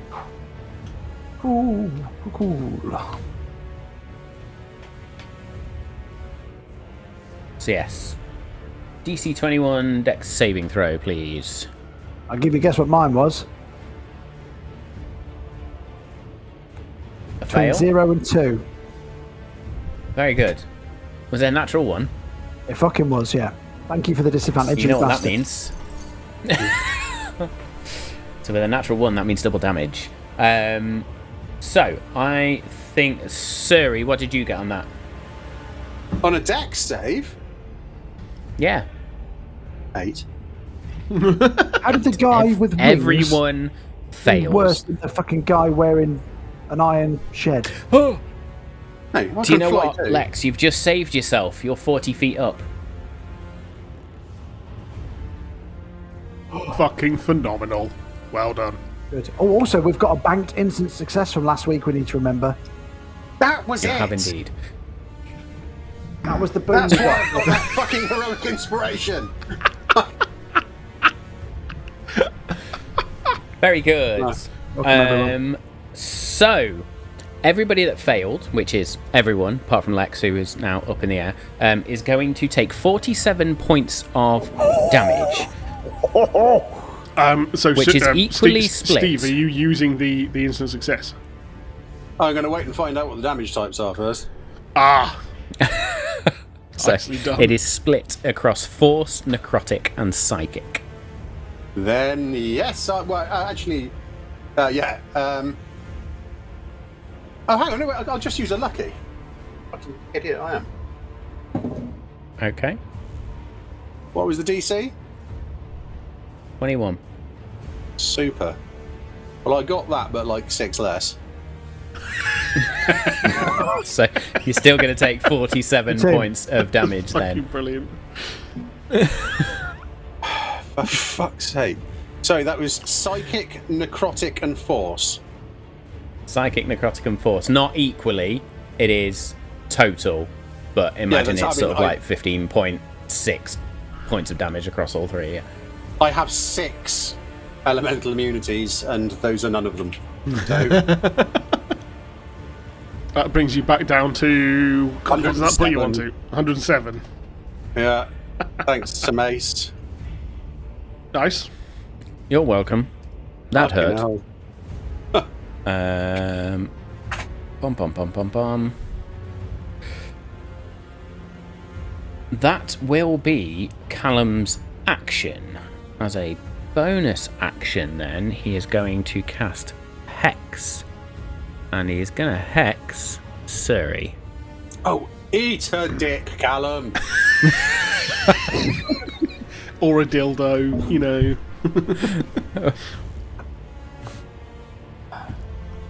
That's going to go 1, 2, and cast.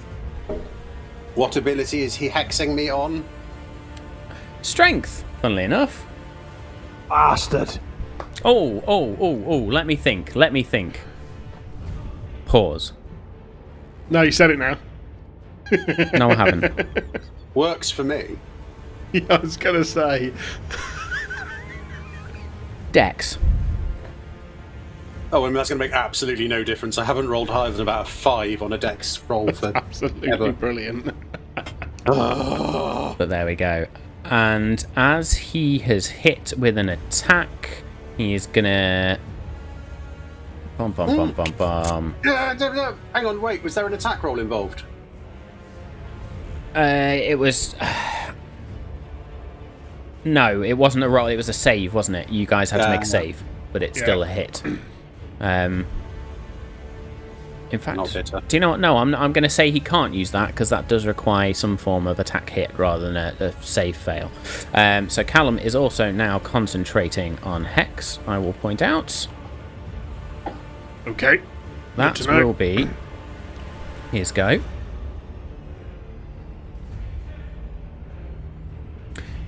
I just want to point out that on the stream, Callum is actually called Steve, which I'm Yeah. Is it because you've clicked on it? offended by. You currently holding on to someone. There you go. No, you're not. I didn't know that. Sorry. Fuck you guys Excellent too. stuff. Join the campaign Valor is going to halfway through and reposition find out you're herself. the big bad 5, guy. 10, 15, 20. And she is going to fire 3 shots and then reload. So we're going to go once. That will hit twice. That will just hit. And 3 times. All 3 of those are going to hit. With a 22, a 22, and a 21. We're going to go 1, 2, 24. And 36. My head hurts. 36 points of total damage to Callum.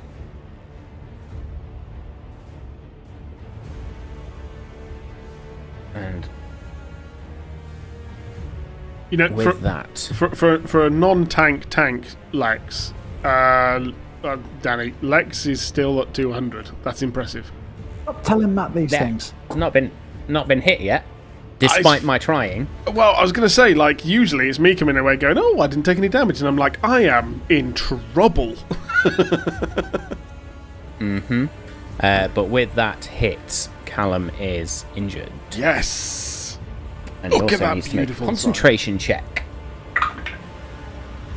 I think he's failed. Constitution saving throw. No, he doesn't. He's got a plus 12 for that, which gives him a 17. I love how So you he's give still us a concentrating smidgen of on hope and then Hex. just...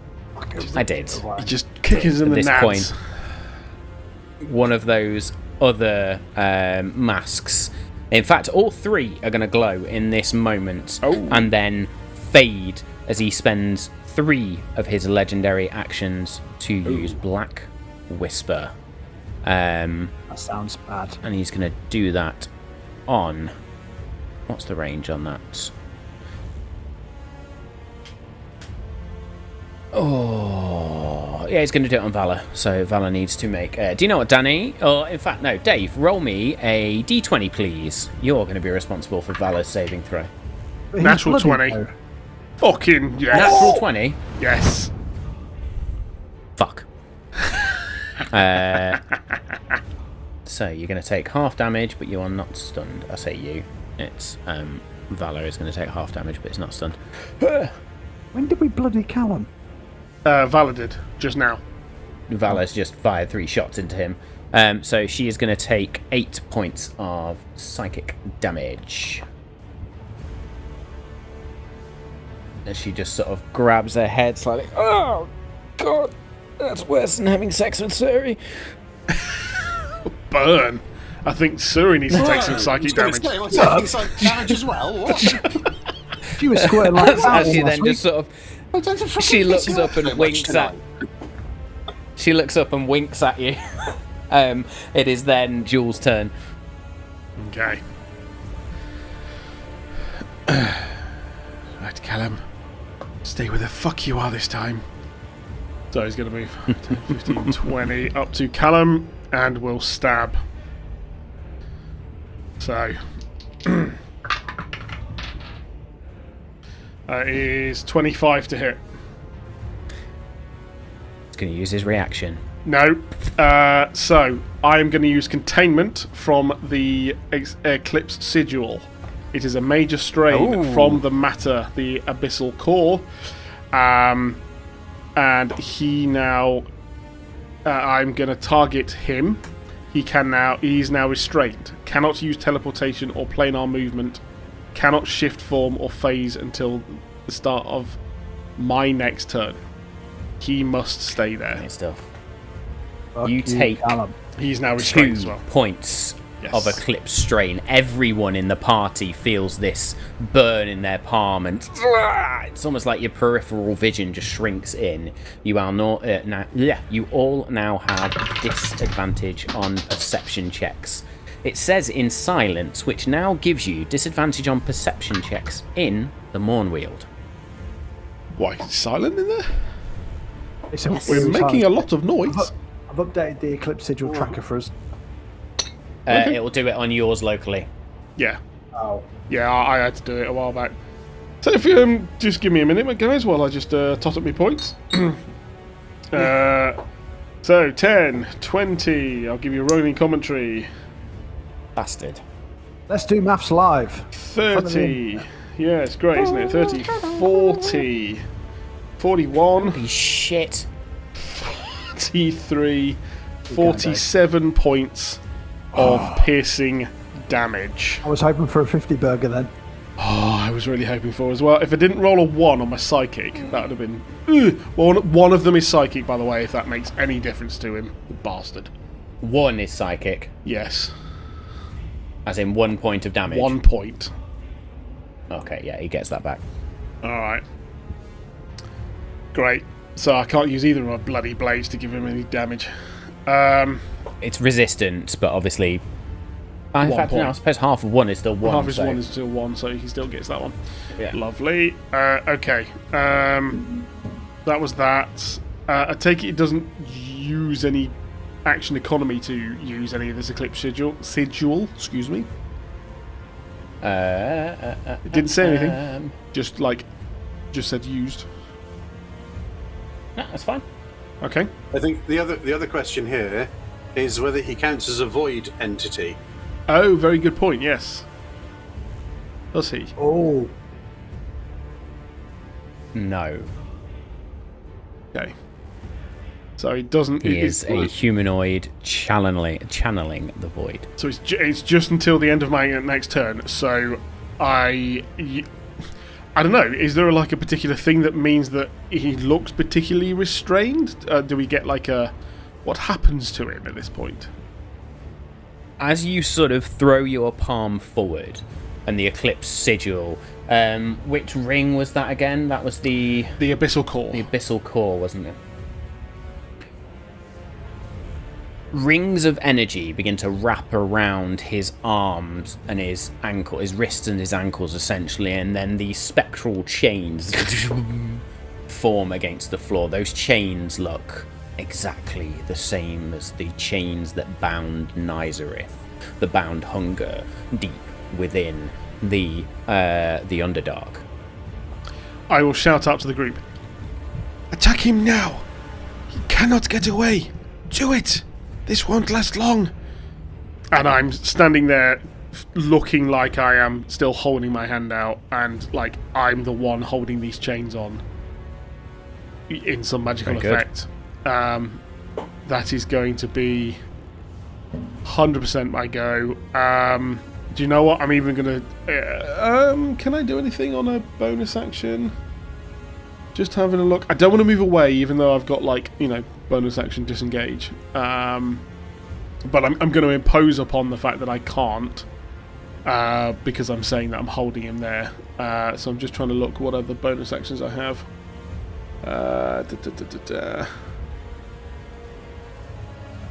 No, none of them really match, so I'm gonna stick there.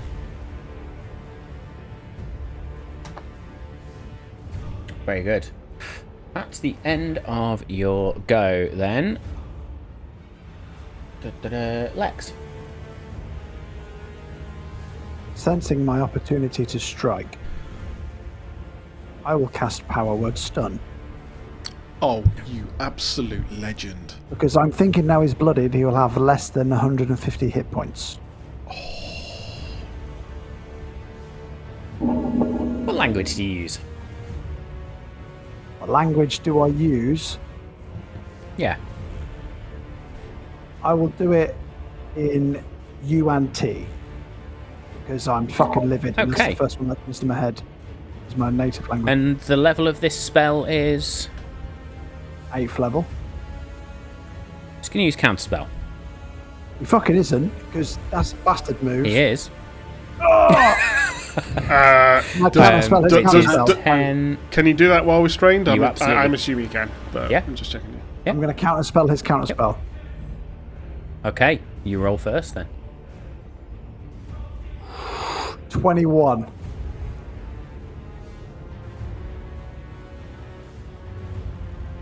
Which is the number I need, but is it higher than yours? Oh, no, that's the number you need. So I'm going to counter... Oh, I can't do that, can I? We can't counterspell the counterspell. So no, in which case, Power Word Stun. He's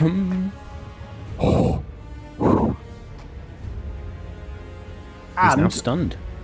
I will use 2 sorcery points to have cast that as a bonus action, so then I can then attack him again with a cantrip. Because I will now get advantage on the attacks, won't I? So I will do Sorcerer's Burst with a 22 to hit. You get advantage, so yeah, if that's not already, but yeah, that will absolutely hit. With advantage, I rolled terribly. And 4d8 fire damage coming at you. Why is there so many ones in there? I rolled 3 1s and a 2. What a bastard. 5 points of fire damage, just to tickle his gooch. 5 points of fire damage. He is now stunned. You have to make. You can make the con save at the end of each turn, and it's a con 21 for you. Fantastic. Excellent stuff. At the end of each of your turns or his turns? Hang on, let me double check. Sorry, did Callum the end of his turn? Did Callum make a concentration check at the end when I attacked him? No, that's a very good point, and he will need to roll above 20. He has disadvantage because I have concentration breaker. Shit. Go on, John.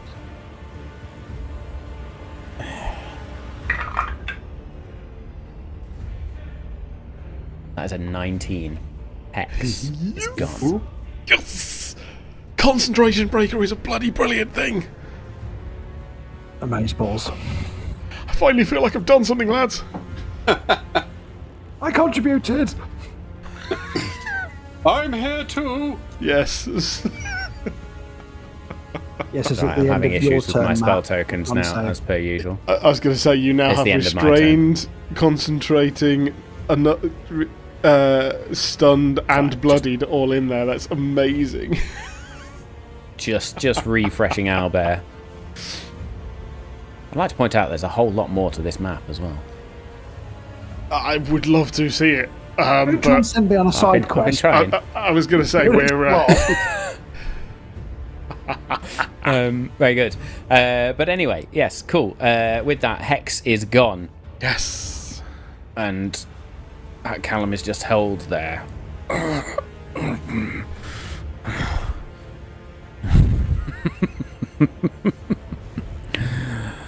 I really do hate all of you. Very good. Anything else in your turn, Lex? No, because I fucking nailed it. Why are we zooming in? Because I've just realised what Suri's done. Oh, right. Steve.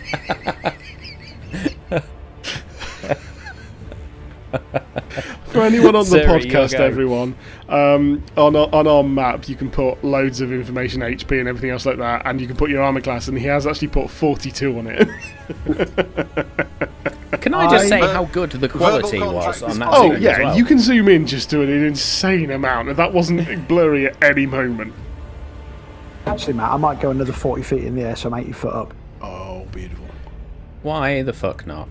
Why not? Are you Excellent concentrating stuff. on You're now flight? 8 feet it. Suri. Yes. No, concentrating on... The spell Oh that yeah, gives me your wings. sorceress. Yeah. Otherworldly guys. That's all. So Suri would snarl, "No, it's a strong feeling for a pet, whelp," and is now going to make 2 attacks at advantage because Callum is stunned. So it's a 26 on the first one, and a 21 on the second one. Yeah. 9. It's not particularly great. 23. He's double sapped, and then I'm going to use action surge, and I'm going to do it again. Nice. Right, So it's 23 points of damage total, yeah? Yeah. 25 and a 31. Yet again, 4 attacks at advantage, no crits. 6. And you crit on a 19. 14. Yeah, I know. It's ridiculous. But that is 29 damage that time. And I'm going to use my bonus action because, hang on, wow, D&D Beyond is in slow-mo tonight. If everyone's sat on the edge of their seat. Oh no, there's no point in me doing that. So I'm going to use another second wind to heal myself a bit. Excellent stuff.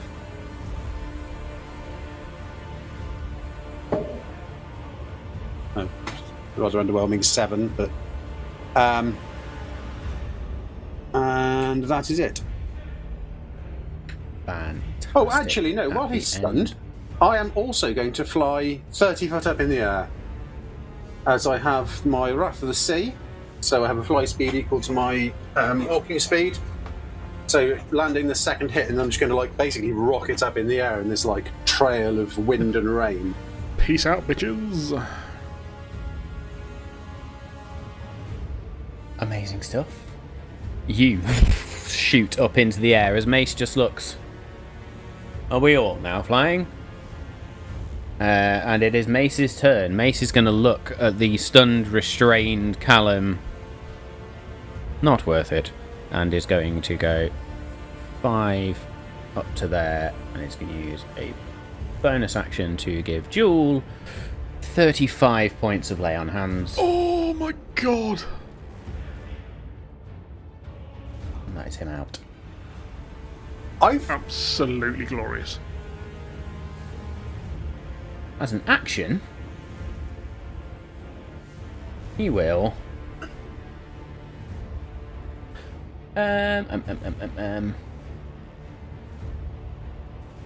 Quick question. all the way down the bottom. Go.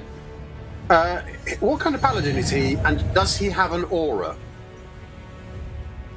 It's a very good point. Aura of protection. Yes, he does.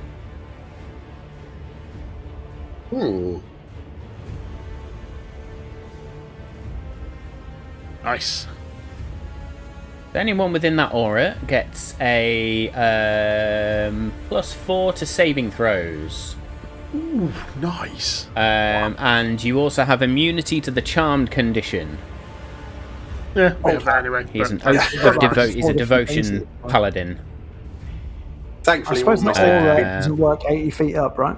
If I was to be above you. and my saves have been No, so that aura dire is that +4 10. would have done nothing. But 10 feet around. As an action then, with his spells, we're going to cast Death Ward, which lasts for 8 hours, and it's going to cast it on Jewel. Yep, that sounds like it's a very good idea.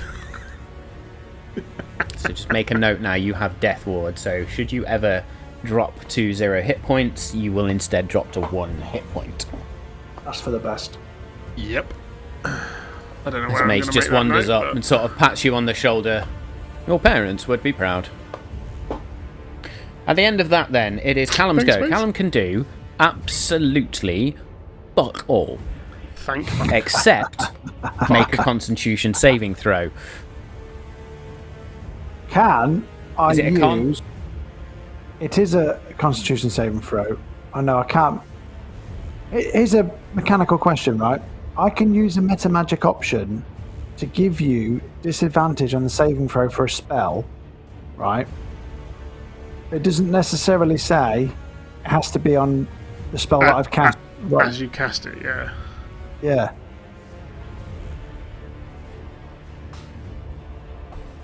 Did you think that would work? I mean, you're using... I was going to say, you're using some of your action economy. It's your spell. Yeah. Your spell. So a disadvantage, yeah? And the DC is... 21. Let me just double check I've still got that meta magic option.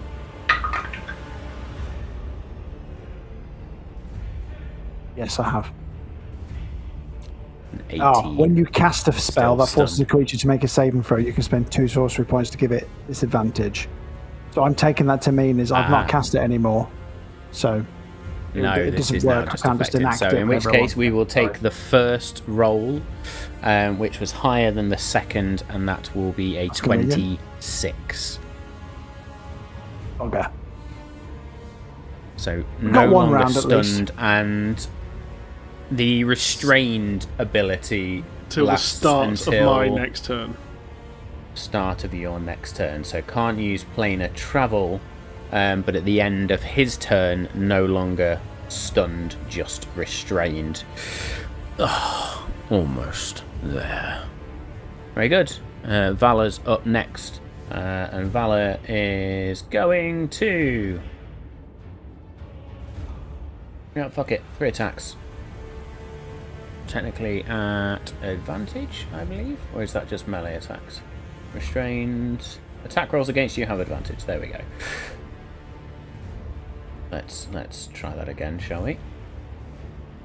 First one hits.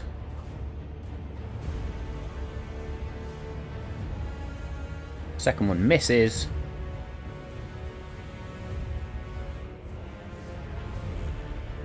Third one just hits. They were some low-ass rolls. And then bonus action reload, so she is going to do one of them. And 2 of them. So that will be... not the same both times. 24 points of damage as 2 shots crash into Callum.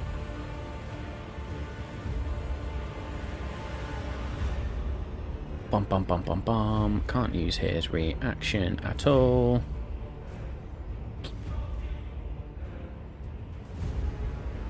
Yes. Okay, that is then Valor's go, Jules go, and Callum is no longer restrained.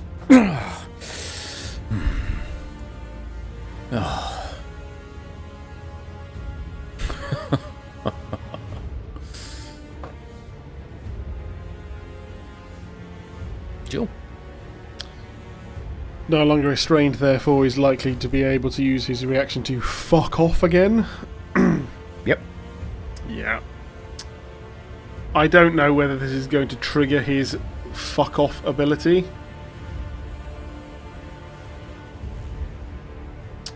I would like to grapple him. Yes. Okay, roll to hit them, please. Is it a roll to hit? The target must succeed on a strength dexterity saving throw. It chooses which. Ah, yes. Sorry.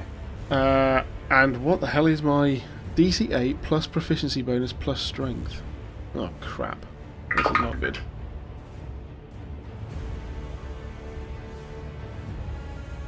Yeah, he's gonna Okay. succeed this. What have you rolled? No, you must do it. Yeah, I've rolled. But, so, what's the DC, essentially? Oh, 14. 14, 17.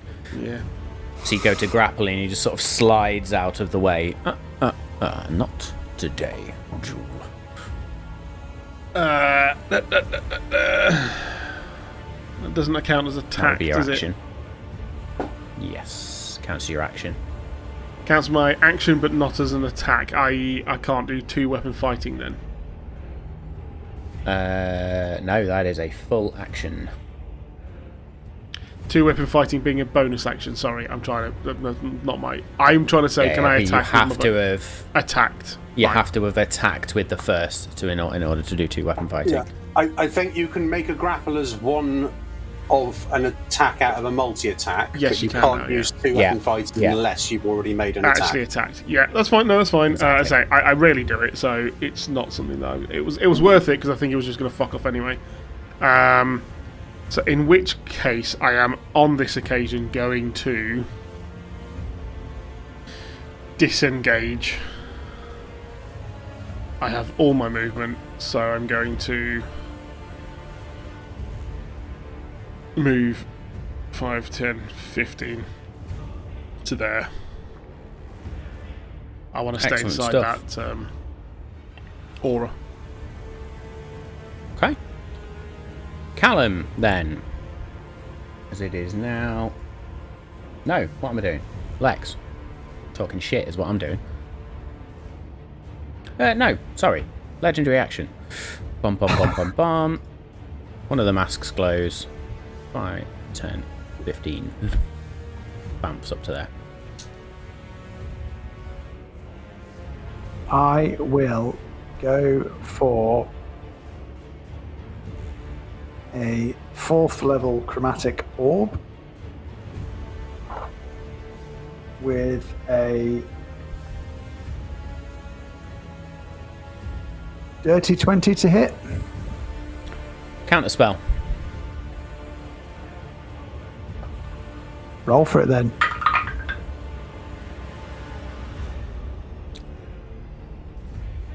He's Bum, low. bum, bum. He's What is low that? if he's counter Hi, spelling that. DC is 10 plus spell level. So what was the spell level? 4th? Yep. No, ignore me. What am I doing? No, it says Not the council. mine. It says DC 20 Not a counter spell. on my counter spell. What's yours say? Yeah. Just hang on. It's not rendered correctly. So. Bum bum bum bum. Constitution saving throw.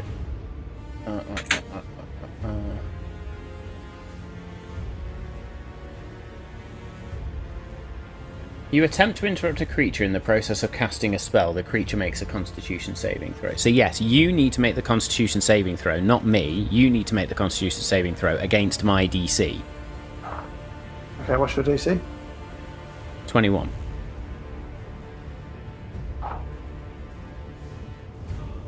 Nope. Fuck. So your chromatic orb fizzles out. Fizzles it out. Bastard.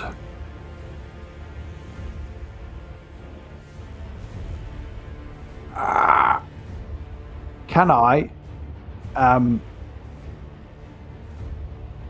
just fly full speed into The it? bird. You want to fly full... What is Oh, no, your I'm 80 flying feet- speed? I'm 80 feet up, I won't get to I was it. going to say. Nope. Never mind. Okay. I was just going to fucking Anything else? kamikaze into him. No, I'll come up with a better plan than react in anger for my next turn, thank you. Okay. At the end of your turn, one of those masks is going to glow as he looks up to you, flips you the bird, and this blast is going to cascade towards you. That is going to be... Fuck my life. That is going to be an 18 to hit. I will anticipate attack, and you will miss. There we go. Mace then is going to turn. Are we letting him run away? No, get him. Very well. 5, 10. mace is going to swing the Mace of Disruption twice. Hits with the first. Natural 1 on the second. Oh. So that is going to be maximum damage on the first, which is 11 plus the radiant of 6. So 17 points of damage to Callum, who, as he's sort of turning, just poof, robotic scum. And then Mace is going to leave it there. At the end of Mace's go, Callum's going to use a legendary action. And he is going to go 5, 10, 15. And it is then Callum's go. Oh, let's do some measurements, shall we?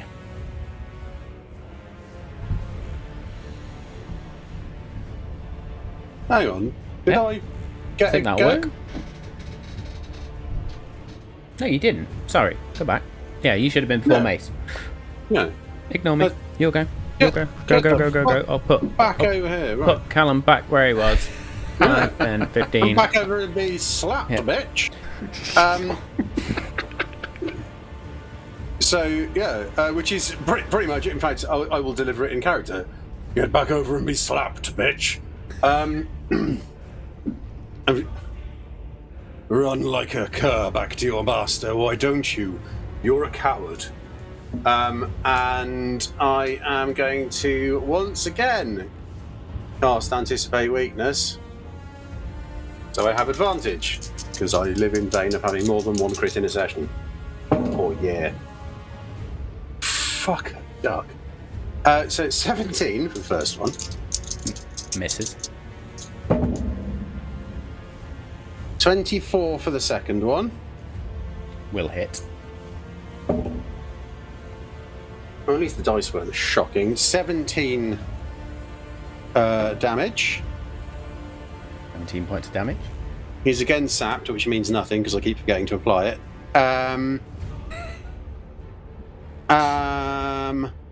And I am going to just check the rules for second wind. I believe it's short rest recharge ability. Sorry everyone, D&D Beyond is like 90s internet at the moment. And this is why we're going to pen and paper. Yep. 3. So yes, I can. I can walk it one back. So I'm going to regain another 10 hit points with second wind. Very good. Anything else on your turn? No, that's it. Okay, we will go back to the fact that Callum has then gone 15 feet up to there. He Suri can use his reaction. Can you? For what? Did you get Sentinel, or did you not? Did you choose something else? That's a shadow jaunt teleport. So Fine. it doesn't. Sorry. Yeah. Sorry, I thought he was moving at that point. No. So that was the legendary action to move that sort of 15 feet away, little bamf. Yeah. It is now Callum's go.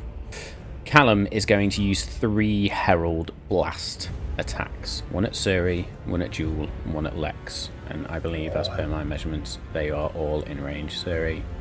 And the first one's at disadvantage. Lex is 80 first foot one up in is- the air if that changes it, because he would It's be 120 foot range. okay, I don't know what the 180 foot plus You're 45 40 foot foot is. away from me, so 40 feet across 80 foot up is 120 feet, bang on. Oh, there it is. I should have moved on my turn. 10 foot left. So, we'll say the first one at Suri is at disadvantage then. That will be probably not much worse than that. No? So that will be a 17 to hit, which is going to miss. Into your armour, which just absorbs it. The second one at Jewel then. It's going to be a 27 to hit. Ouch. Kabibble. So you are going to take 11 points of psychic damage. That was garbage. No, sorry, 11 points of force damage. No, 17 points of force damage because I forgot the plus 6. Okay. I'll get that right in a minute. And then 17 plus 7 points of psychic damage. And then the third one at Lex. 4. I will uncanny dodge that to be 12. Okay. Very good. That is going to be a 22 to hit you, Lex. Yes. Okay.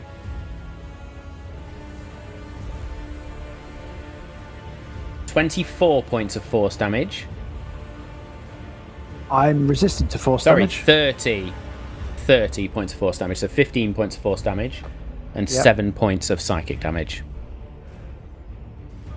And 7 points of psychic. Bump, bump, bump. As a bonus action, he is then going to Queen's Step. 5, 10, 15, 20. I think I messed up 30. Dave's ace HP on Albo Rodeo. That's fine. I'm on 106. Okay, I'll change it. Okay. Change it. Very good. Top of the round is then Valor's go. He's getting away. 5, 10, 15, 20, 25, 30, 35, 40, 45, 50, 55, 60 with a dash. And I realise I've not given her any light, so let's do that now. That's Valor's go. Jewel.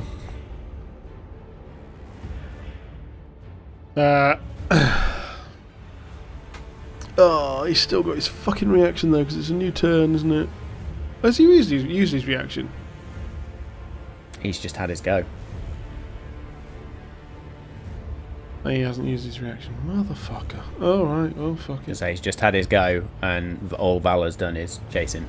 Oh, I'm gonna give it a fucking go. Right, feline agility to actually fucking make it. So 5, 10, 15, 20, 25, 30, 35, 40, 45, 50, 55, 60. Gets me up to there. I will attack him. See if he fucking jaunts again. It's a natural 20. Absolutely. 5, 10, 15. Yeah. Reaction. That's his reaction. And you will take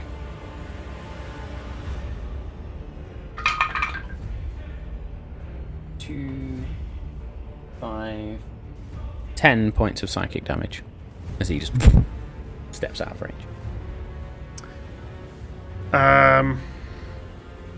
Here's an interesting question then. Yeah. No, so I wouldn't have been able to use sneak attack damage anyway. So that's a real shitter. I was going to say, 'cause I suppose I don't damage him either, do I? Because he just buggers off. Just disappears.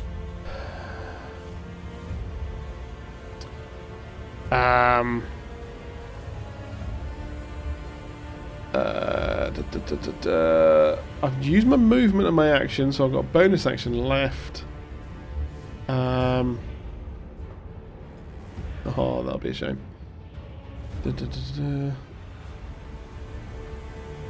Fine. Do you know what? Disengage gives me no, but the dash gives me extra movement.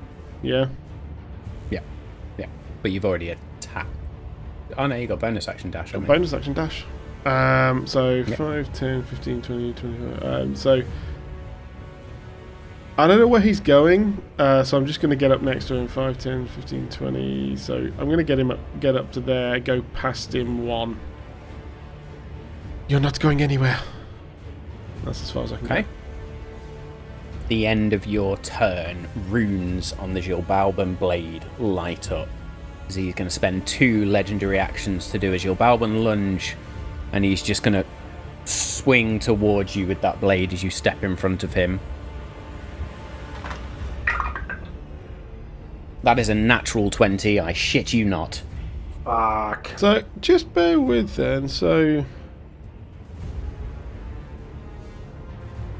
has Callum been doing the shadow jaunt, has he? Yes.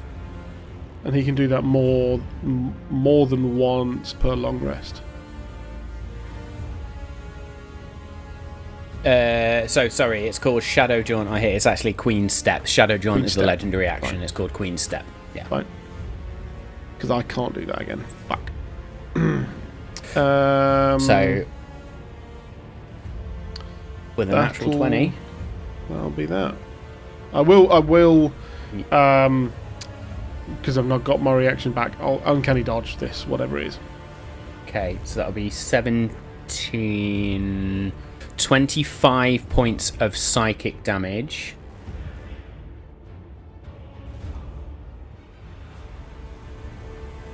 And 37 points of necrotic damage. Is that halved both of those? No, so what did I say? 35 and 37. 25 and 37. Yeah. Yes, sorry, 25 and 37. 62. Fucking hell. So 62 and then in half. Yes? Yeah, 31. 31 points of damage with uncanny dodge. You bastard. With 65 two 65 HP. Nearly. You're nearly blooded. No. I am bloodied, aren't I? You are bloodied. Yeah, I am 65 bloodied. HP, yeah. Yeah, 100%. 100% bloodied on that one. But that was good to get rid of that. Let's use that uncanny dodge. And excellent stuff. As he sort of stabs in and sees the blood begin to pour. Finally, you see how foolish your actions are. Everything must end, including you.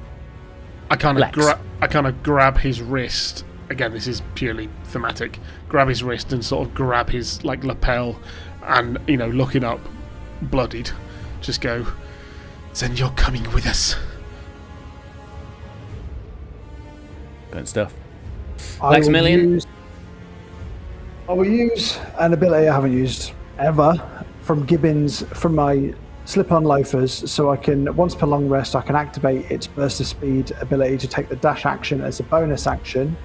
So I will dash 80 feet in a diagonal downward motion. You get right here, back at ground level, next to him. And so that's my bonus action, so I still get my action. I will then... I'm going to cast Hold Monster to try and paralyze him. You're going to cast Hold Monster. He's a person, isn't he? Yeah, but it basically... It chooses a Monster creature counts for that you everything. can see within range. Oh, basically fine. covers Sorry. all of I am the going to above. use... the three masks glow. And we're going to use a legendary resistance to automatically save. You bastard. Well, so essentially what you see is you just me swoop in and land next to him and do fuck all. Which is what Joel has just seen. At the I'll say some end words of and your I'll Nice to just see you go, again. and nothing happens.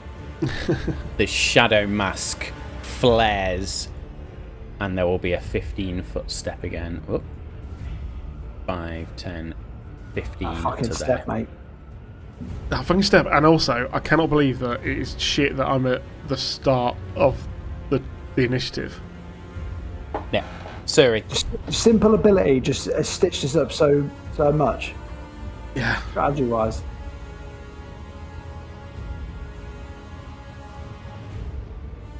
Come on, Steve. Sorry, yeah, I'm just 1, 2, 3, 4, 5, 6. 1, 2, 3, 4, 5, 6. That's fucking annoying.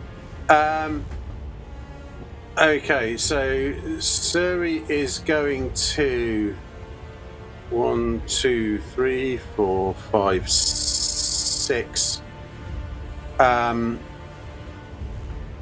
Fly up to here. No, there's no point in doing that here. However, what I am going to do is cast Lightning Bolt. Yes. Which, yes, we will say you can absolutely get down. You're 30 feet up, you're above that tree, you can see past the archway to where Callum's coming round. You see this strange lantern again as well. Go for it. That's at 4th level, so 9d6. 10. What's good? 23. Right. So 30 lightning damage. That requires a save, doesn't it? Yeah, DC 17 Dex. Which... Legendary resistance. Okay, well, Say 15. half of that damage. 15 points of damage. Yep. Callum steps under this archway and turns to face Jewel and sees Lex sort of land, and then just hears this build-up of energy as he looks into the sky and your lightning bolt. Suri, how do you want to do this? Yes! Oh, God! You have 5 hit points left.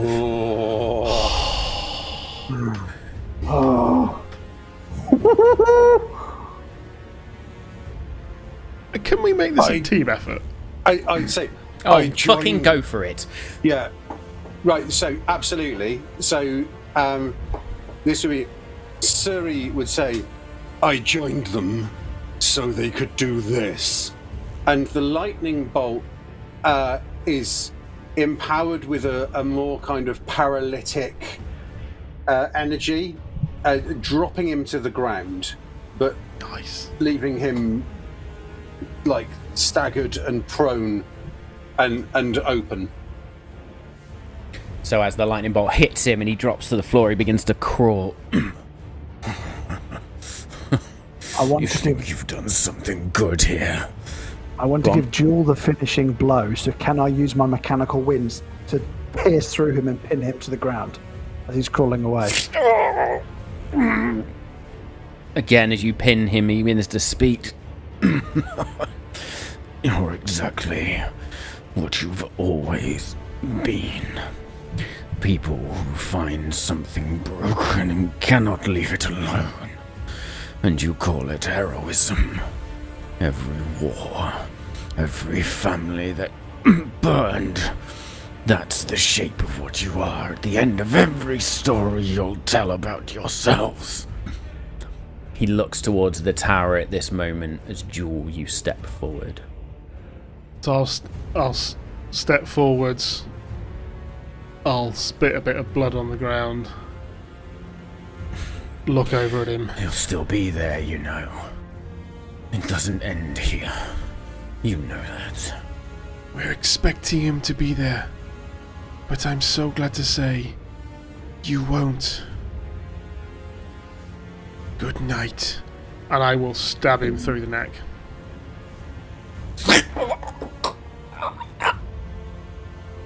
He looks up towards you as you stab him through the neck and just reaches forward.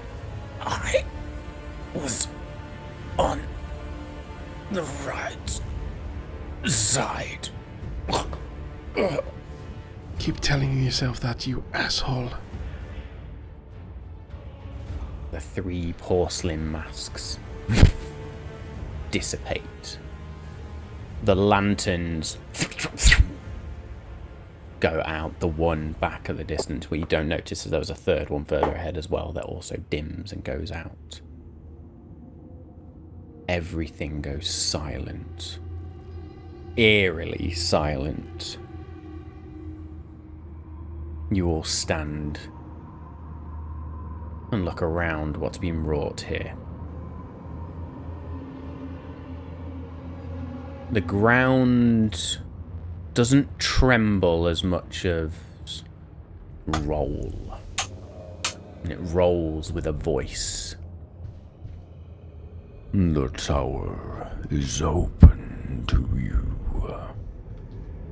I will see you all soon.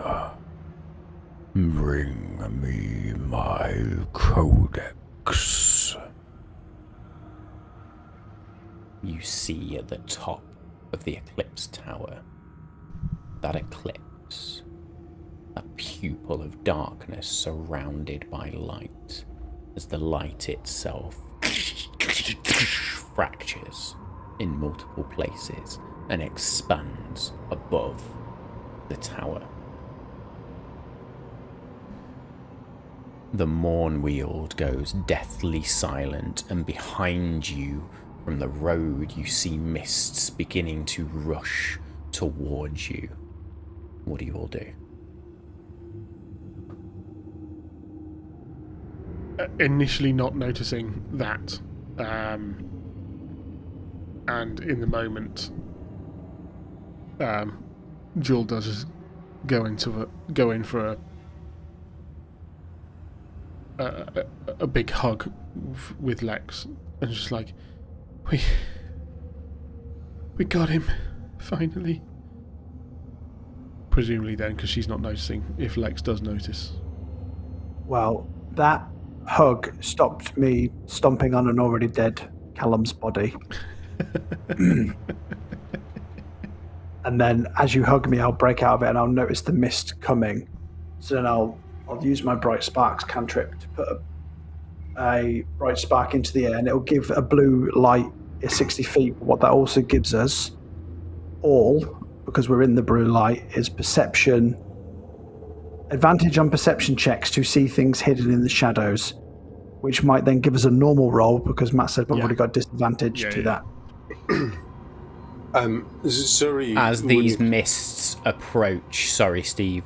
As these mists approach, you see sort of Mace look where you're all looking from where he is further down the road, and then he begins to scramble and begins to run. But as he begins to run, the mists overtake him.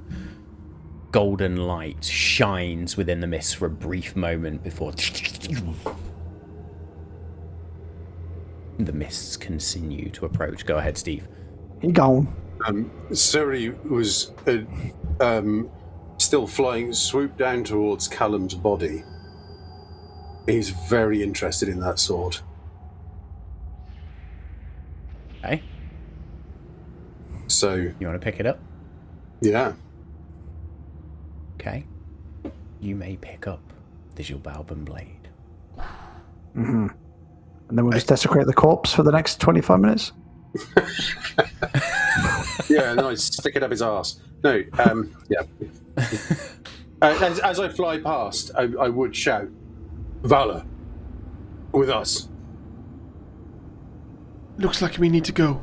Come on, run! Oh, we lost the robot. We lost the robot.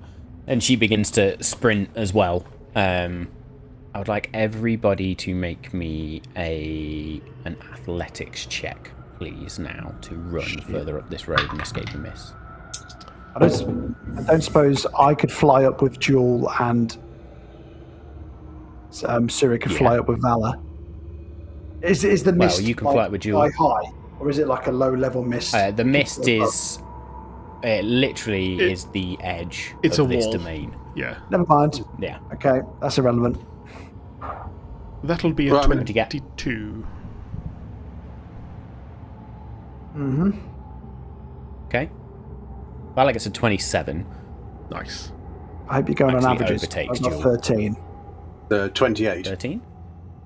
28. All of you then. DC was 10. The mists are not moving very, very quick. Neither am I. You begin to run and sprint, and you follow this road blindly, weaving. You notice that wraiths, shadows, hide in the trees, just sort of creeping around, no longer getting any closer.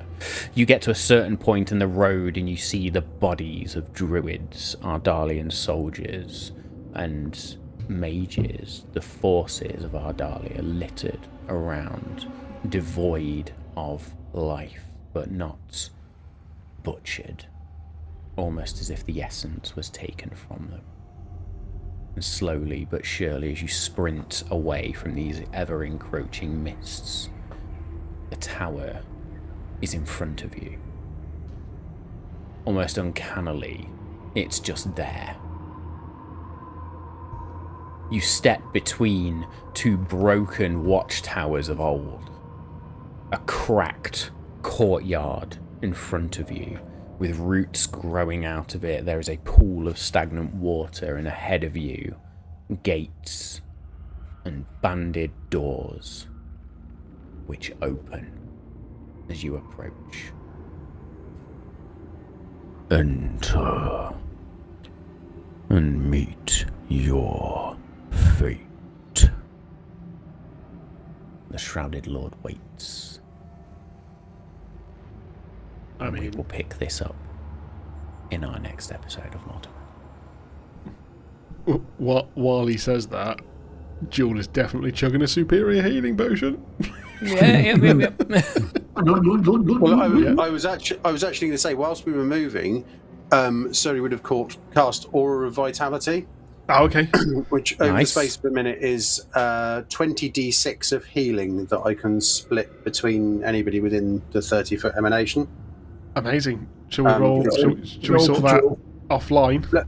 Yes, I was going to say that's not rolling. In fact, I can use D&D Beyond for it. So yeah. Amazing. Very good. As we end episode 117, then we go into our final fight with the Shrouded Lord. So I said at the beginning of the episode, but buckle up, fuckers, because the road's about to get even bumpier. I mean, that was bad enough. Thank you, Matt. That was an amazing. Hang on, if Callum was the Extremely fucking challenging. teaser, it's going to get worse than. I know, obviously, the Shrouded Lord is worse than that. Obviously, But but if that's the entremet, we are fucked. Yeah. Very good. Well, we will discuss and dissect in Multi Magic Unrolled, which you can catch over on Patreon. But until next week, folks, where we begin our conclusion. Stay safe. We love you all. We'll see you next time.